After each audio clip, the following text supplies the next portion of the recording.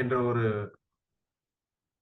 வாழ்த்துதலோடு கிறிஸ்து இயேசுவில் பிரியமான சகோதர சகோதரிகளே, இந்த ஒரு நாளிலே கூட நம்முடைய இந்த சிஎன் ஊழியங்கள் சார்பாக வாரந்தோறும் 2 நாட்கள் தியானித்து வந்து கூடிய தொடர் வேதாகம வகுப்புல அடுத்த பாடமாக ஆசரிப்பு கூடாரம் என்கிற இந்த ஒரு பாடத்தை இன்றைக்கு நாம் தியானிக்க இருக்கிறோம். அன்புக்குரிய சகோதரர்களே, இந்த மாடல் நீங்க இதுக்கு முன்னாடி எங்கேயாவது பார்த்திருக்கீங்களா அப்படின்னு கேட்டா என்ன பதில் சொல்ல முடியும் அப்படின்னு பாத்தீங்கன்னா, அநேகருக்கு இதான் பழைய ஏற்பாட்டில் இருக்கக்கூடிய ஒரு ஆலயம். இன்னும் விசேஷமாக பார்க்கும்போது பழைய ஏற்பாடு அப்படின்னாலே அநேக கிறிஸ்தவர்கள் அதிகமாக படிக்கப்படாத ஒரு புஸ்தகமாக இருக்கிறத இந்த நாட்கள்ல காண முடிகிறது. அவங்க ரொம்ப பிரியமானது எதுனா புதிய ஏற்பாடு. ஏன்னா அதான் கொஞ்சம் புரியுது. பழைய ஏற்பாடு அநேக கதைகள் மற்றும் சரித்திரங்கள் இருக்கிறதுனால அதை புரிந்து கொள்வதற்கு அவங்களுக்கு சிரமமாக இருக்கிறது அப்படின்ற பார்க்கிறோம். அப்படி இருக்கும்போது அதுல இடம்பெற்றிருக்கக்கூடிய இந்த ஆசரிப்பு கூடாரம் அப்படின்ற இந்த ஒரு பில்டிங் எப்படிப்பட்டதான ஒரு காரியம், இதுக்கு முன்னாடி இதோட ஸ்ட்ரக்சர், இதனுடைய வடிவமைப்பு, இதனுடைய காரியங்களை நம்ம புரிஞ்சிருப்போமா அப்படின்னா அநேக கிறிஸ்தவங்களுக்கு இது ஒரு ஒரு புதிதான ஒன்றாக இருக்கும் அப்படின்றதுல எந்த ஒரு மாற்று கருத்து கிடையாது. அன்புக்குரிய சகோதரர்களே,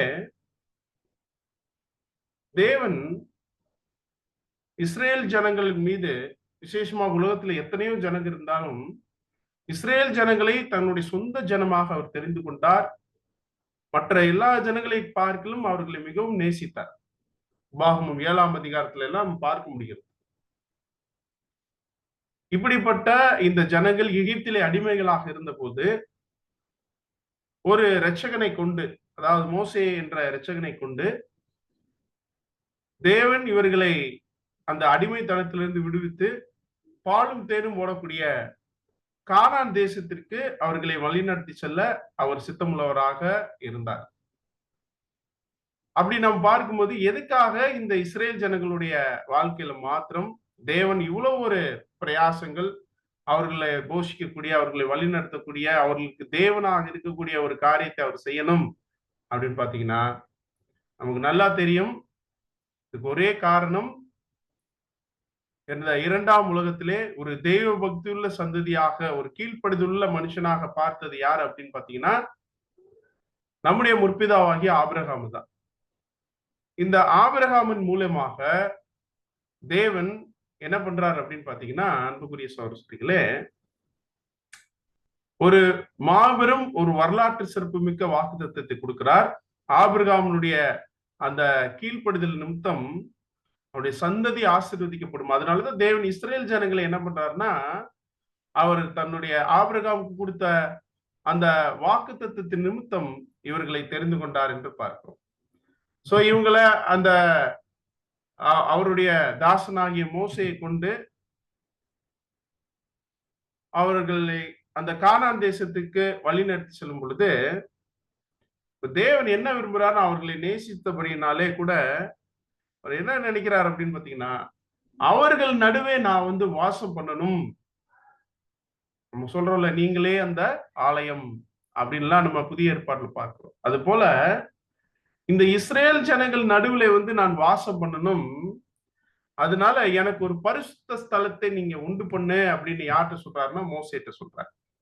வாசிக்கலாம். யாத்ராகமம் 25ஆம் அதிகாரம் 8வது வசனம் 9வது வசனம். யாத்ராகமம் 25ஆம் அதிகாரம் 8 மற்றும் 9ஆம் வசனங்கள். அவர்கள் நடுவிலே நான் வாசம் பண்ண எனக்கு ஒரு பரிசுத்த ஸ்தலத்தை உண்டாக்குவார்களாக. நான் உனக்கு காண்பிக்கும் வாசஸ்தலத்தின் மாதிரியின் படியும் அதனுடைய எல்லா தட்டுமுட்டுகளின் மாதிரியின் படியும் அதை செய்வீர்களாக. அன்புக்குரிய சகோதரர்களே, அப்ப அவர்கள் நடுவிலே நான் வாசம் பண்ணணும் அப்படின்னு தேவன் விரும்புகிறார். இப்போ அதை எந்த மாதிரி செய்யணும், என்னென்ன பொருட்களோடு செய்யணும், எந்த திசையில செய்யணும், இன்னும் பார்க்கும்போது அதுல என்னென்ன எல்லாம் இடம் பெற்றிருக்கணும் அப்படின்னு எல்லா இன்ஸ்ட்ரக்ஷனையும் மோசைகிட்ட தேவனே கொடுக்கிறார். எப்ப அப்படின் போது 40 நாட்கள் மோசே மலையில போய் தேவனோட பேசிட்டு இருந்தார் இல்லையா, அப்பயே அவரு இந்த ஆசரிப்பு கூடாரம் நிர்மாணிக்கக்கூடிய எல்லா விதமான விவரங்களையும் மோசேட்ட அவர் என்ன பண்ணியிருக்கிறாருன்னா கொடுத்திருக்கிறார். அதனாலதான் யாத்ராகமம் 25:40 வாசிக்கலாம். யாத்ராகமம் 25ஆம் அதிகாரம் 40ஆம் வசனம். மலையிலே உனக்கு காண்பிக்கப்பட்ட மாதிரியின் படியே அவைகளை செய்ய எச்சரிக்கையாயிரு. அப்ப சொல்றார், மலையிலே உனக்கு காண்பிக்கப்பட்ட மாதிரி. மாதிரின்னா ஒரு மாடல், ஒரு ப்ளூ பிரிண்ட்னு சொல்லுவோம் இல்லையா இந்த நாட்கள்ல. ஏதாவது ஒரு கட்டடத்துக்கு நம்ம என்ன பண்ணுவோம், ஒரு ப்ளூ பிரிண்ட். அந்த மாதிரி ஒரு ஃபுல் ப்ளூ பிரிண்ட் வந்து இப்போ தேவன் மோசே கிட்ட என்ன பண்ணியிருக்கிறாருன்னா கொடுத்திருக்கிறார். இதுல என்னென்ன பொருட்கள் பயன்படுத்தணும் அப்படின்னு சொல்லியிருந்தாருன்னு பாத்தீங்கன்னா, கோல்டு, சில்வரு, காப்பரு, அப்புறம் மரம், தோல், மெல்லிய பஞ்சிலான ஒரு நூலு, மர வேலைப்பாடுகள், பொன் பூச்சு, செம்பு பூச்சு. இன்னும் பார்க்கும்போது இந்த மகா பரிசுத்தலத்துக்குள்ள இருக்கக்கூடிய, அதாவது இன்னும் சொல்ல போனா அந்த ஆசாரியர் ஊழியம் செய்யக்கூடிய இந்த ஆசாரியனுடைய பதக்கத்துல பதிக்கத்தக்கதான விலையுயர்ந்த கற்கள், இந்த மாதிரி அநேக விஷயங்களை அவர் இன்னும் சொல்லியிருந்தாரு. 1914வது வருஷத்துல இதனுடைய ஒரு நம்முடைய சகோதரர்கள் என்ன பண்ணாங்கன்னா, இந்த ஆசரிப்பு கூடாரத்துடைய இந்த ஒட்டுமொத்த மதிப்பு என்னவா இருக்கும், ஏன்னா இத்தனை பொருட்கள் அதுல இடம்பெற்றிருக்கு இல்லையா அப்படின்னு அவங்க கணக்கிடும் பொழுது ஒரு $1.5 மில்லியன் அதோட ஒர்த்து அப்படின்னு கண்டுபிடிச்சிருக்கிறாங்க. அதாவது ஒரு 60 கோடி ரூபாய் 1914வது வருஷத்துலயே அப்படின்னா, இன்னைக்கு அதனுடைய மதிப்பு என்னவாக இருக்குன்னு கொஞ்சம் யோசிச்சு பாருங்க. வெரி காஸ்ட்லியஸ்ட் பில்டிங் இந்த ஆசரிப்பு கூடாரம்ன்ற தேவன் தந்திருக்கக்கூடிய இந்த ஒரு ஆலயம். ஆனா இது ஒரு டெம்பரவரி பில்டிங்கும் கூட.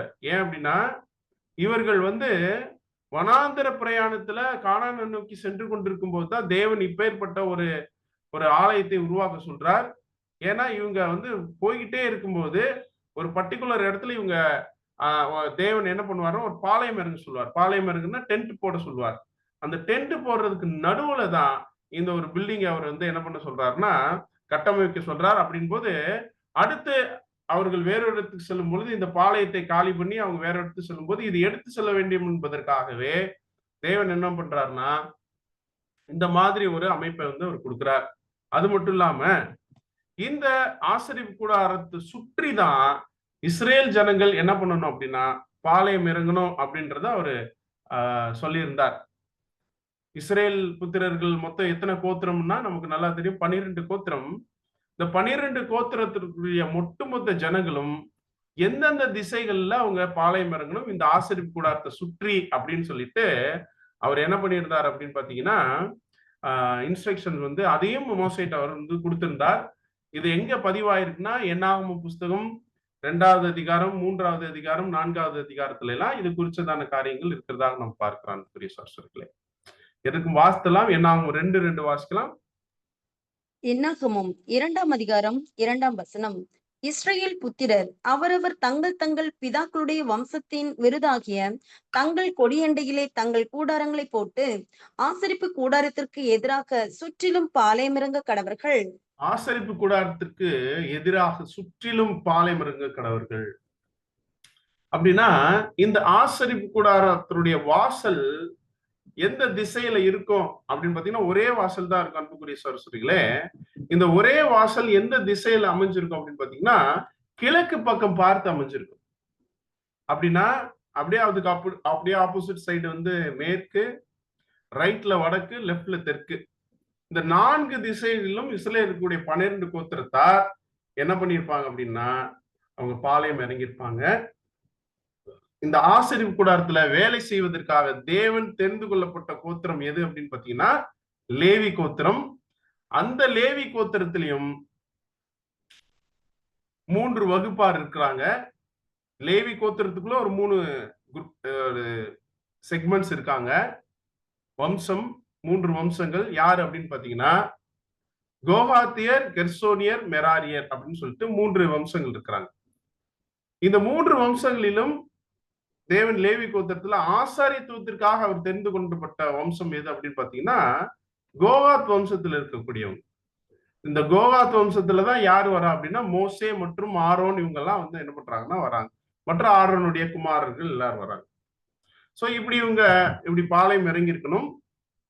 இப்போ இந்த ஆசரிப்பு கூடாரத்தினுடைய அவுட்டர் கேட் இருக்கு பாத்தீங்களா, அது அவுட்டர் கேட் மாதிரி இருக்கக்கூடிய நீங்க இப்ப இந்த வீடியோ நீங்க கவனிச்சுட்டே வந்தீங்கன்னா தான், ஜூம் பார்த்துட்டே இருந்தீங்கன்னா தான் நான் இப்ப பேசக்கூடியதற்கும், ஏன்னா இது ஆடியோல கேட்டு பாக்குறதுக்கும் நேரடியா பார்க்கும் நிறைய வித்தியாசம் இருக்கு. நீங்க இதுல பாத்தீங்கன்னா தான் ரொம்ப எளிமையா புரிஞ்சு கொள்ள முடியும். சோ இந்த அவுட்டர் கேட் இருக்கு இல்லையா, அவுட்டர் கேட்டு ஒரு செவ்வக வடிவிலான ஒரு கேட், ஒரு காம்பவுண்ட் இருக்கும். இந்த காம்பவுண்டுடைய அந்த ஒரு அந்த திரைச்சீலையினால அது சுற்றிலும் வடிவமைக்கப்பட்ட அந்த காம்பவுண்ட் இருக்கும். இந்த போடப்பட்டிருக்கக்கூடிய கூடாரத்துக்கும், அதாவது அருகில் இருக்கக்கூடிய கூடாரத்திற்கும் இருக்கக்கூடிய தூரம் மினிமம் எத்தனை இருக்கணும் அப்படின்னு தேவன் கட்டளையிட்டு இருந்தார் அப்படின்னு பாத்தீங்கன்னா, அன்புக்குரிய சகோதரிகளே, கிட்டத்தட்ட 2917 அடி இருக்கணும் அப்படின்னு சொல்லியிருக்காரு. அப்படின்னா 2917 அடி அப்படின்னா நம்ம கணக்குல எடுத்துக்கிட்டீங்கன்னா ஒரு 1 கிலோமீட்டர் 1.5 கிலோமீட்டர் தூரம் இருக்கக்கூடிய ஒரு தூரமாக இருக்குது. அப்படின்னா இந்த ஆசரிப்பு கூடாரத்துல என்ன நடந்துட்டு இருக்கு அப்படின்றது அந்த சுற்றிலும் இருக்கிற ஜனங்களுக்கு தெரியாது. ஏன்னா அவ்வளவு தூரத்துலதான் முதல் டென்ட்டே இருக்கும். அது மட்டும் இல்லாது ஆசரிப்பு கூடாரத்தினுடைய அந்த காம்பவுண்ட்ல அந்த ஒயிட் ஸ்கிரீன் வச்சுட்டு ஒரு காம்பவுண்ட் வச்சிருக்காங்க இல்லையா, அந்த காம்பவுண்டோட ஹைட்டே எவ்வளவு அப்படின்னு பாத்தீங்கன்னா 7 அடி இருக்கும். நிச்சயமா ஒரு மனுஷன் எத்தனை அடிதான் இருப்பாரு, அதிகபட்சம் ஒரு 6.5 இருப்பாரு. 7 அடி ஹைட்ல இருக்கிறதுனால உள்ள என்ன நடக்குதுன்னு தெரியாது.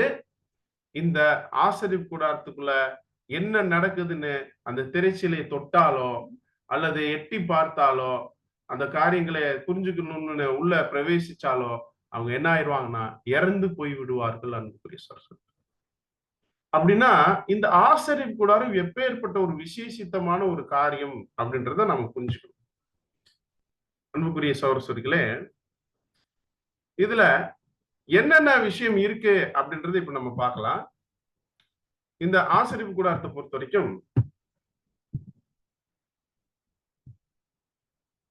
பாளையம் சுற்றிலும் இருக்கக்கூடியது. இந்த ஆசரிப்பு கூடாரத்துடைய வாசல் கிழக்கு திசை. இந்த கிழக்கு திசைக்குள்ள அப்படியே உள்ள நுழைஞ்சோம் அப்படின்னா அங்க இருக்கக்கூடிய அந்த ஒரு கிரவுண்டு தான், அதுக்கு பேர் என்ன அப்படின்னு பாத்தீங்கன்னா பிரகாரம் அப்படின்னு சொல்லுவாங்க. சோ இந்த பிரகாரத்துக்கு ஆங்கிலத்துல என்ன பேர் அப்படின்னு பாத்தீங்கன்னா கோர்ட் அப்படின்னு அர்த்தம். இன்னைக்கு நம்ம சொல்றோம் இல்லையா, நீதிமன்றத்தை என்னன்னு சொல்றோம், கோர்ட். இங்க இருந்து வந்ததுதான் அந்த பேர் கோர்ட். ஏன் இந்த இடத்த கோர்ட்னு சொல்லிருக்காங்க அப்படின்னு பாத்தீங்கன்னா, இந்த இடத்துலதான் நீதிமானாக்கப்படக்கூடிய ஒரு செயல்முறை அரங்கேறுகிறது. ஒரு மனுஷனுடைய பாவத்திற்கு பரிகாரமான ஒரு நீதி இங்கே நிறைவேற்றப்படுகிறது. அதனால இங்கிலீஷ்ல என்ன சொல்லுவாங்க, ஜஸ்டிபிகேஷன் அப்படின்னு சொல்லுவாங்க, நீதிமானாக்கப்படுதல் அப்படின்ற ஒரு காரியம். அதனாலதான் இந்த இடத்துக்கு பேர் என்னன்னா பிரகாரம் அல்லது கோர்ட் அப்படின்னு பேரு. இந்த பிரகாரத்துல 2 பொருட்கள் இருக்கும். ஒண்ணு பலிபீடம், ஒன்னொன்னு தண்ணீர் தொட்டி. அன்புக்குரிய சகோதரிகளே, இதுக்கப்புறம் இருக்கக்கூடியது என்ன அப்படின்னு பார்க்கும்பொழுது ஒரு பெரிய ஒரு அறை இருக்கும். அந்த அறை 2ஆக தடுக்கப்பட்டிருக்கும். அதுல முதல் அறைக்கு என்ன பேர் அப்படின்னு பாத்தீங்கன்னா பரிசுத்த ஸ்தலம் அப்படின்ற பேரு. 2வது அறைக்கு என்ன பேர் அப்படின்னு பாத்தீங்கன்னா மகா பரிசுத்த ஸ்தலம் பேர். சோ அந்த கிழக்கு வாசல் வழியா உள்ள பிரவேசிக்கும் போது பிரகாரம் இருக்கும். இந்த பிரகாரம்ன்றத கோர்ட்டு. இதுல 2 பொருட்கள் இருக்கும். ஒண்ணு பாக்குறது பலிபீடம், இதுக்கு அடுத்து இருக்கிறது தண்ணீர் தொட்டி. இதுக்கு அடுத்து ஒரு ரூம் மாதிரி ஒரு நீளமான ஒரு ரூம் ஸ்ட்ரக்சர் இருக்கும். அதுல மேல 4 விதமான மூடு திரைகளால் அது மூடப்பட்டிருக்கும். அந்த மிகப்பெரிய ஒரு அறை 2ஆக தடுக்கப்பட்டிருக்கும். முதல் அறை என்னன்னு சொல்லப்படும்னா பரிசுத்த ஸ்தலம் என்றும், 2வது அறை மகா பரிசுத்தலம் என்று சொல்லப்படும். அப்படின்னா இந்த முதல் அறை பரிசுத்த ஸ்தலம் அப்படின்னு சொல்லப்படக்கூடிய இந்த பரிசுத்தலத்துல மொத்தம் 3 விதமான பொருட்கள் இருக்கும். என்னென்ன அப்படின்னு பார்க்கும்போது அதனுடைய வலதுபுறம் சமூகத்தப்பு மேஜை அப்படின்னு ஒண்ணு இருக்கும். சமூகத்து அப்பம், 6 அப்பங்கள் அந்த மேஜையில என்ன பண்ணப்பட்டிருக்குன்னா அடுக்கி வைக்கப்பட்டிருக்கும். அடுத்தபடியாக பார்க்கும்போது அதுக்கு நேர் எதிராக என்ன இருக்கும் அப்படின்னு பாத்தீங்கன்னா, பொன் குத்து விளக்கு இருக்கும். ஃபுல்லா கோல்டுனாலே அடிக்கப்பட்ட ஒரு குத்து விளக்கு இருக்கும். அதுக்கு அப்படியே எதிர்ப்புறம் பொன் தூப பீடம் இருக்கும். சரிங்களா? இந்த அறைக்கு பேர் என்ன அப்படின்னு பார்க்கும் பொழுது பரிசுத்த ஸ்தலம். இதுக்கு அடுத்து வரக்கூடிய இன்னொரு பிளேஸ் பேர் தான் முக்கியமான பிளேஸ். என்ன அப்படின்னா அந்த பிளேஸ் பேரு மகா பரிசுத்த ஸ்தலம். இந்த மகா பரிசுத்தலத்துல தான் யார் வாசமா இருந்தது அப்படின்னா, யாருடைய பிரசன்னம் இருந்தது அப்படின்னா, நம்முடைய பிதாவாகிய தேவனுடைய பிரசன்னம் அங்க இருந்தது. அன்புக்குரிய சாட்சி எப்படி அப்படின்னு கேட்டீங்கன்னா, அவர் சொன்னார் இல்லையா, நான் அவர்கள் நடுவே வந்து வாசம் பண்ணணும், அதுக்கு ஒரு பரிசுத்தலத்தை உண்டு பண்ணணும்னு சொன்னார் இல்லையா. உண்மையிலேயே தேவனுடைய பிரசன்னம் எங்க இருந்துச்சுன்னா அந்த மகா பரிசுத்தலத்துக்குள்ள இருந்துச்சு. இந்த மகா பரிசுத்தலத்துக்குள்ள எத்தனை பொருட்கள் இருக்கு அப்படின்னு பாத்தீங்கன்னா, ஒரே ஒரு பொருள் இருந்துச்சு. அந்த பொருளுக்கு பேர் என்னன்னா உடன்படிக்கை பெட்டி. இந்த பெட்டிக்கு மேல ஒரு மூடி இருக்கும். அந்த மூடிக்கு பேர் தான் கிருபாசனம். இந்த கிருபாசனத்தின் மேல 2 கேருபீன்கள், தங்கத்தினால செய்யப்பட்ட 2 கேருபீன்கள் ஒன்றை ஒன்று பார்த்த மாதிரி தன்னுடைய ரெக்கைகளை விரித்த வண்ணமாக அது இருக்கும். இந்த உடன்படிக்கை பெட்டிக்குள்ள 3 பொருட்கள் இருக்கும். என்ன அப்படின்னு பார்க்கும்போது, ஆரோனுடைய துளிர்த்த கோல், மன்னா வைக்கப்பட்ட பொற்பாத்திரம், உடன்படிக்கையின் கற்பலகைகள். இந்த 3 விஷயம் இந்த உடன்படிக்கை பெட்டிக்குள்ள இருக்கும். அன்புக்குரிய சகோதரர்களே, இத்தனை பொருட்களையும் இந்தந்த டைரக்ஷன்ல, இந்தந்த மெஷர்மெண்ட்ல, இந்தந்த மெட்டீரியல் வச்சு இப்படிதான் செய்யணும் அப்படின்றத ஏற்கனவே தேவன் மோசேட்ட கட்டளையா கொடுத்திருந்தார். ஆனா இதை செய்யறதுக்கு தேவன் யார நியமிச்சிருந்தார் அப்படின்னு நம்ம வாசிக்கலாம். யாத்திராகமம் புஸ்தகம் 31வது அதிகாரம் 2 மற்றும் 6. யாத்திராகமம் 31ஆம் அதிகாரம் 2 மற்றும் 6ஆம் வசனங்கள். நான் யூதாவின் கோத்திரத்தில் ஊருடைய மகனான ஊரியின் குமாரனான பெசலெயேலை பெயர் சொல்லி அழைத்து, மேலும் தான் கோத்திரத்தில் உள்ள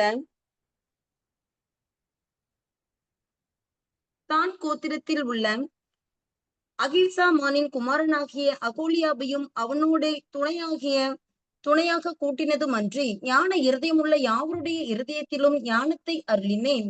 நான் உனக்கு கட்டளையிட்ட யாவையும் அவர்கள் செய்வார்கள்.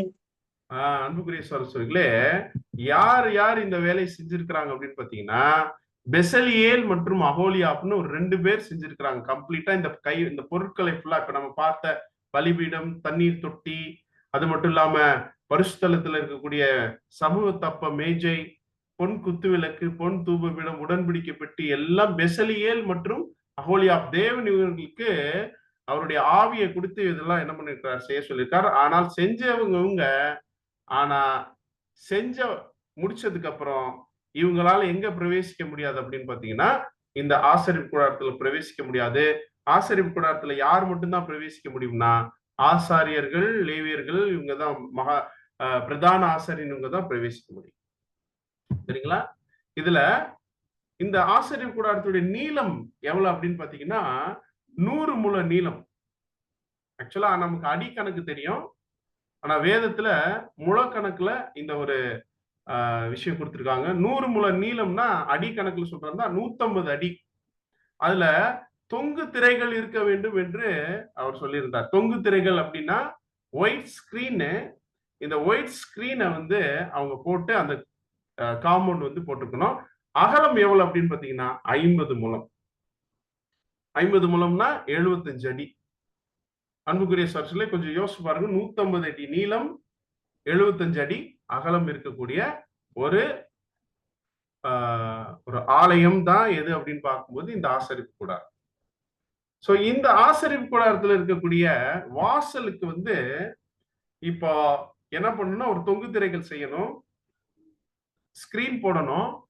இந்த ஸ்கிரீன், அதாவது வாசல்ல போடக்கூடிய அந்த ஸ்கிரீன் 4 விதமான நிறத்துல செஞ்சிருந்திருக்கணும் அப்படின்னு வேற கட்டளையில் கொடுத்திருந்தாரு.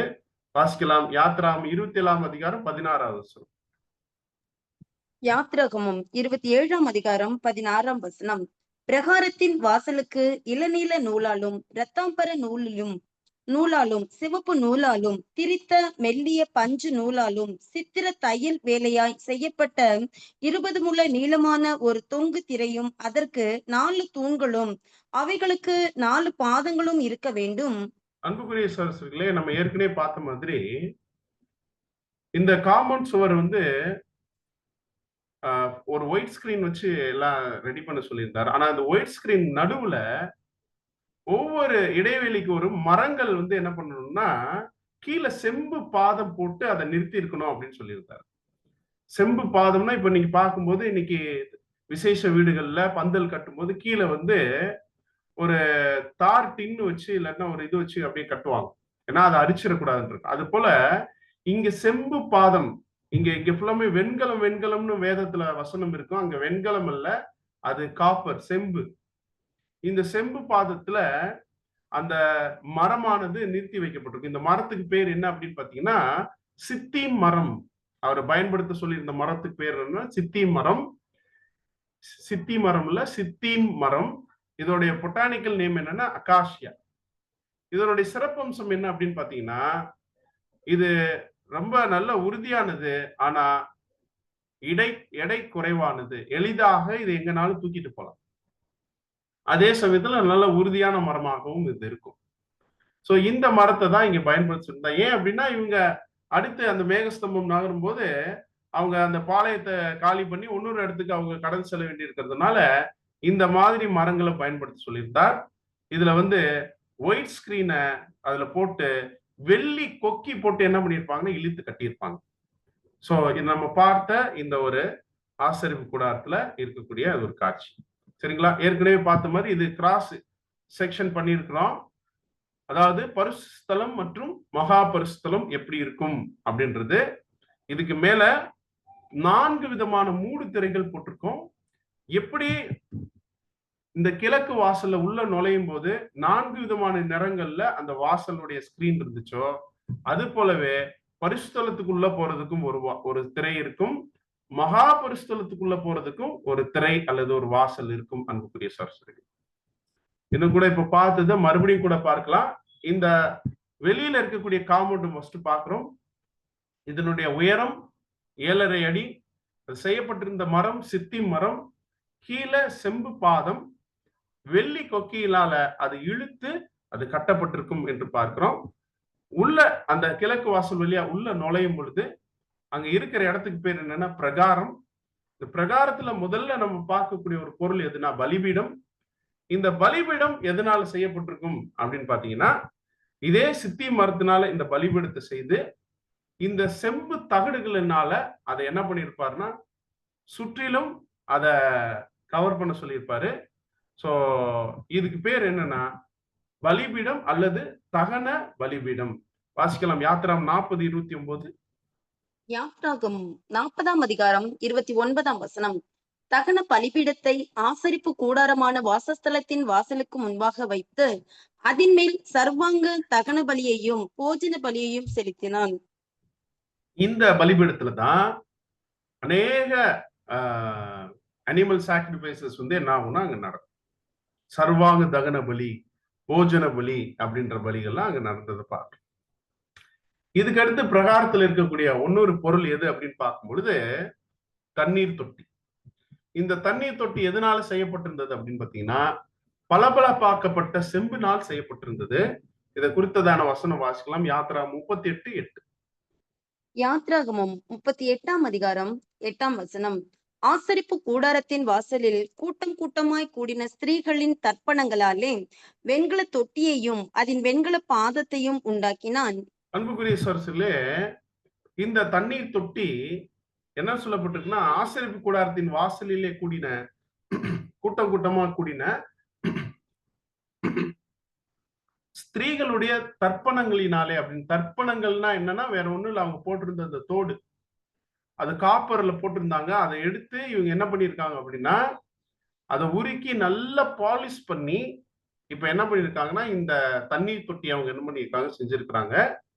ஆசாரியர்கள் பலி செலுத்தும் போதாக இருக்கட்டும் அல்லது அடுத்து பரிசுத்தலத்துக்குள்ள அவங்க பிரவேசிக்கும் போதா இருக்கட்டும், இவங்க தன்னுடைய கைகளை கால்களை கழுவாம இந்த பரிசுத்தலத்துக்குள்ள என்ன ஆக முடியாது அப்படின்னா நுழைய முடியாது.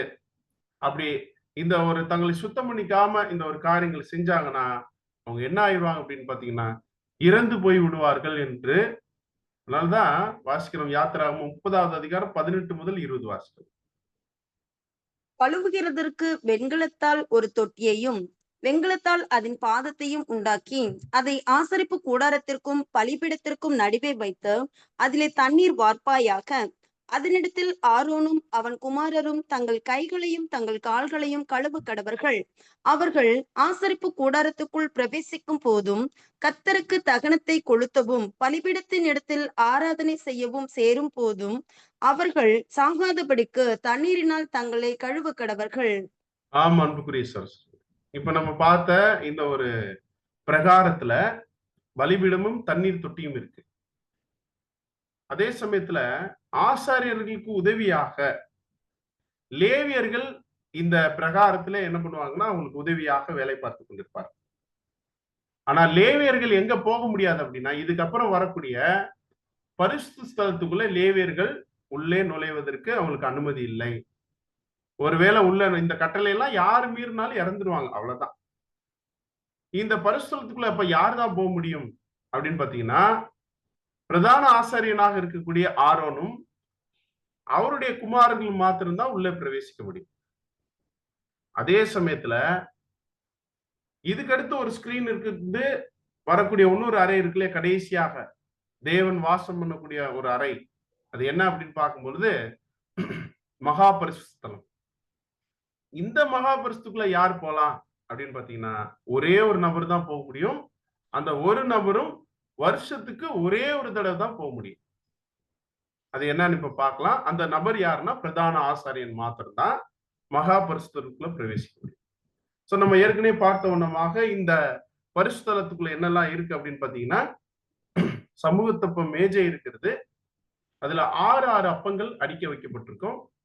இத சித்தி மரத்தினால செய்து பொன் தகடுகளினால் என்ன பண்ணிருப்பாங்கன்னா மூட சொல்லியிருப்பாங்க. அப்புறம் அதற்கு எதிர்த்தா போல 7 அகல்கள் கொண்ட பொன் குத்து விளக்கு என ஒரே அடிப்பு வேலையாக செய்யப்பட்டிருக்கும். இது முழுக்க முழுக்க தங்கத்தினால் ஆனது. அதற்கு அருகில இருக்கக்கூடிய இன்னொரு பொருள் எது அப்படின்னா தூபபீடம். இங்க தேவன் சொல்லி கொடுத்திருக்கக்கூடிய அந்த சுகந்த வர்க்கத்தை பலிபீடத்தில் இருக்கக்கூடிய அக்னிகளை கொண்டு எடுத்து தூப கலசத்தை கொண்டு அந்த சாம்பிராணியை கொட்டி இங்க என்ன பண்ணுவாங்க அப்படின்னா அந்த தூபம் என்ன பண்ணுவாங்க கொடுப்பாங்க. இது சித்தி மரத்தினால் செய்யப்பட்டு பொன் தகடுகளினால் மூடப்பட்டிருக்கு, அடிக்கப்பட்டிருக்கு. இப்போ பரிசுத்தலம் மகா பரிசுத்தலம் இந்த ரெண்டுமே ஸ்கிரீன் வச்சு என்ன பண்ணிருப்பாங்க, ஒரு ரூம் மாதிரி கவர் பண்ண. ஒரு ஸ்கிரீன்ல 4 விதமான மூடு திரைகள் என்ன பண்ணிருப்பாங்கன்னு பயன்படுத்திருப்பாங்க. அப்படி இருக்கும்போது இந்த பரிசுத்தலத்துக்கு நுழையறதுக்கு முன்னாடி ஒரு ஸ்கிரீன் இருக்கு இல்லையா, அந்த ஸ்கிரீன் நுழைஞ்சு உள்ள போனா இருட்டாதான் இருக்கும். ஆனா அதுக்காக தான் தேவன் என்ன பண்ணிருக்காரு, ஒரு பொன் குத்து விளக்கு இருக்கணும் அப்படின்னு அங்க என்ன பண்ணிருக்காரு கொடுத்திருக்காரு. அந்த அகல்கள் எப்பொழுதுமே எரிஞ்சிட்டு இருக்கணும் அப்படின்னு தேவன் கட்டளை கொடுத்திருந்தார். இதுக்கப்புறம் போற மகா பரிசுத்தலம் இருக்கு இல்லையா, அங்க உடன்படிக்கை பெட்டி இருக்குதுன்னு பாக்குறோம். அந்த உடன்படிக்கை பெட்டிக்குள்ள 3 விதமான பொருட்கள், ஆரோனுடைய துளித்தக்கோள், மன்னா வைக்கப்பட்ட பொற்பாத்திரம், கற்பலகைகள். இங்கே ஏதாவது வெளிச்சம் இருக்குதா அப்படின்னு பாத்தீங்கன்னா அன்புக்குரிய சகோதரர்களே ஒரு அப்நார்மல் லைட் அந்த மகா பரிசுத்தலத்துக்குள்ள இருந்ததாக சரித்திரமானது சொல்லுது. அந்த வெளிச்சத்துக்கு பேர் என்ன அப்படின்னு பார்க்கும்போது அதைத்தான் நம்ம பார்க்கிறோம், செக்கினா வெளிச்சம் என்று பார்க்கிறோம். சோ இந்த ஒரு உடன்படிக்கை பெட்டிய எதனால செஞ்சிருப்பாங்க அப்படின்னு பாத்தீங்கன்னா அதே சித்தி மரத்தினால செய்து பொன் தகடுகளினால் அதை என்ன பண்ணிருப்பாங்கன்னா பூசியிருப்பாங்க. அன்புக்குரிய சகோதரர்களே, இப்போ மொத்தம் எத்தனை திரைச்சீலைகள் இருக்கு அப்படின்னு பாத்தீங்கன்னா, அதாவது ஸ்கிரீன்ஸ் இருக்கு மகா பரிசுத்தலத்துக்குள்ள போறதுக்கு அப்படின்னு பாத்தீங்கன்னா, முதல்ல ஆசரிப்பு கூடாரத்துடைய நுழைவுல அவுட்டர் காம்பவுண்ட் கேட்ல ஒரு ஸ்கிரீன் இருக்கு, திரைச்சீலை. அதுக்கு அடுத்தபடியாக பிரகாரத்துக்குள்ள உள்ள நுழைஞ்சு வரும் பொழுது பரிசுத்தலத்திற்கு முன்பாக ஒரு திரைச்சீலை இருக்கு. அது 2வது திரைச்சீலை.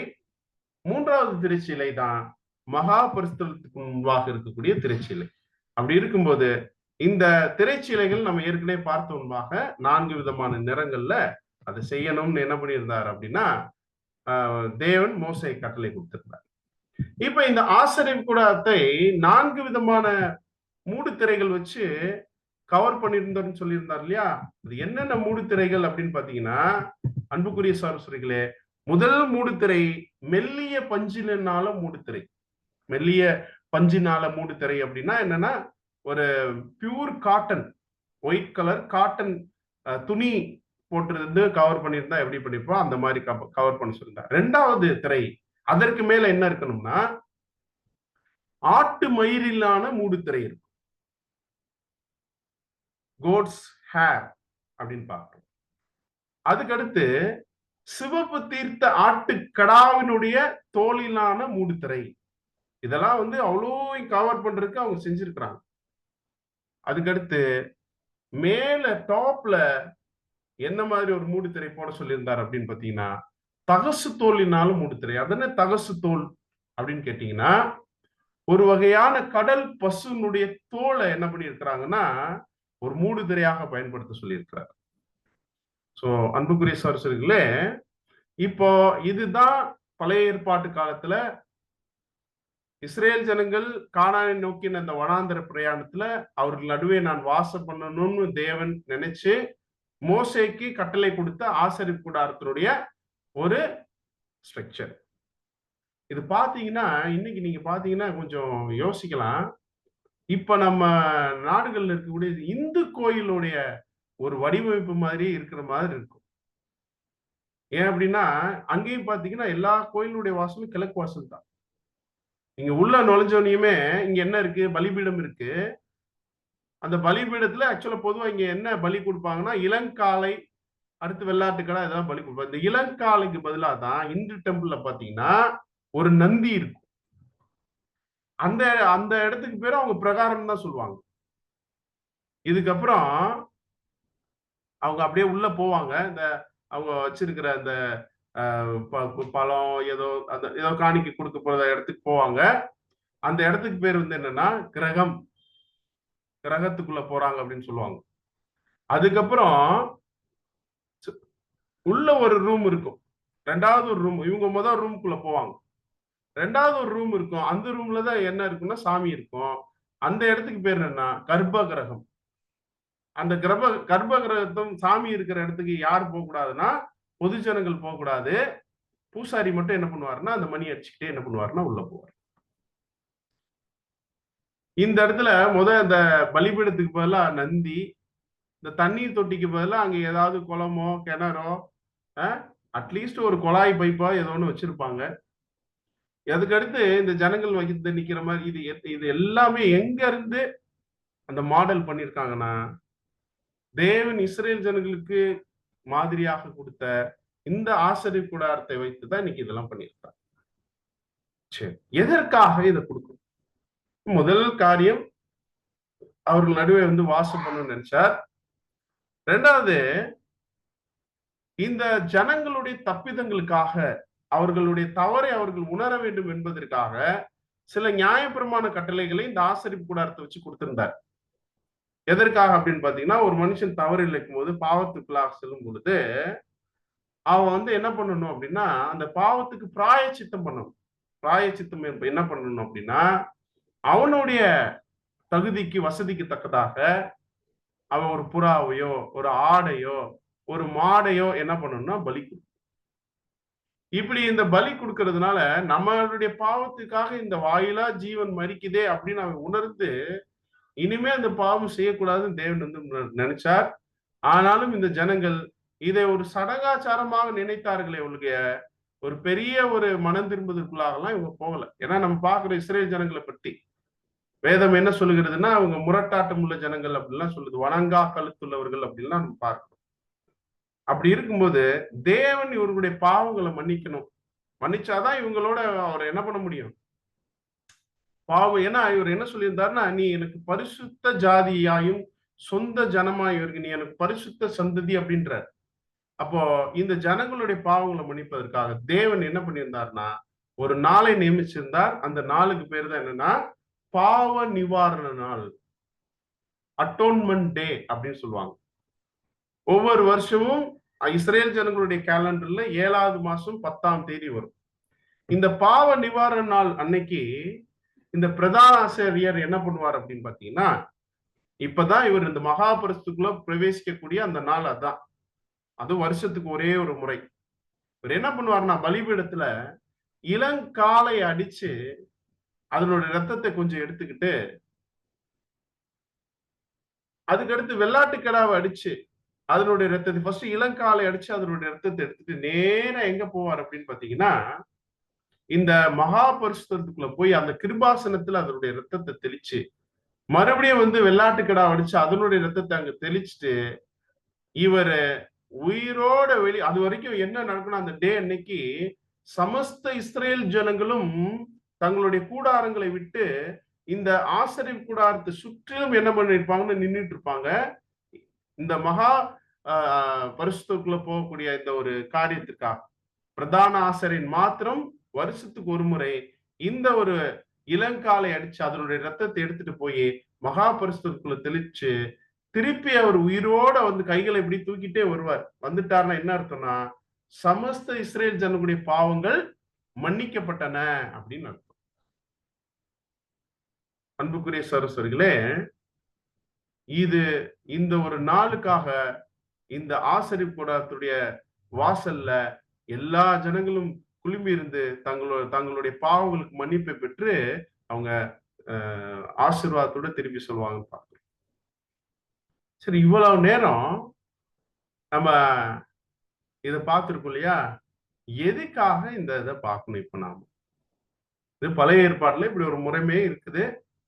தேவன் வந்து இது மாதிரி கட்டளை கொடுத்து இப்பெல்லாம் செய்ய சொல்லியிருந்தார் அப்படின்னு இப்ப நம்ம டீட்டெயிலாவே பார்த்தோம். இது எந்தெந்த பொருள் எந்தெந்த திசையில எங்கெங்க இருக்கு, யாரெல்லாம் அதை அக்சஸ் பண்றா, யார் பண்ண மாட்டா, இது எல்லாமே பார்த்தோம்.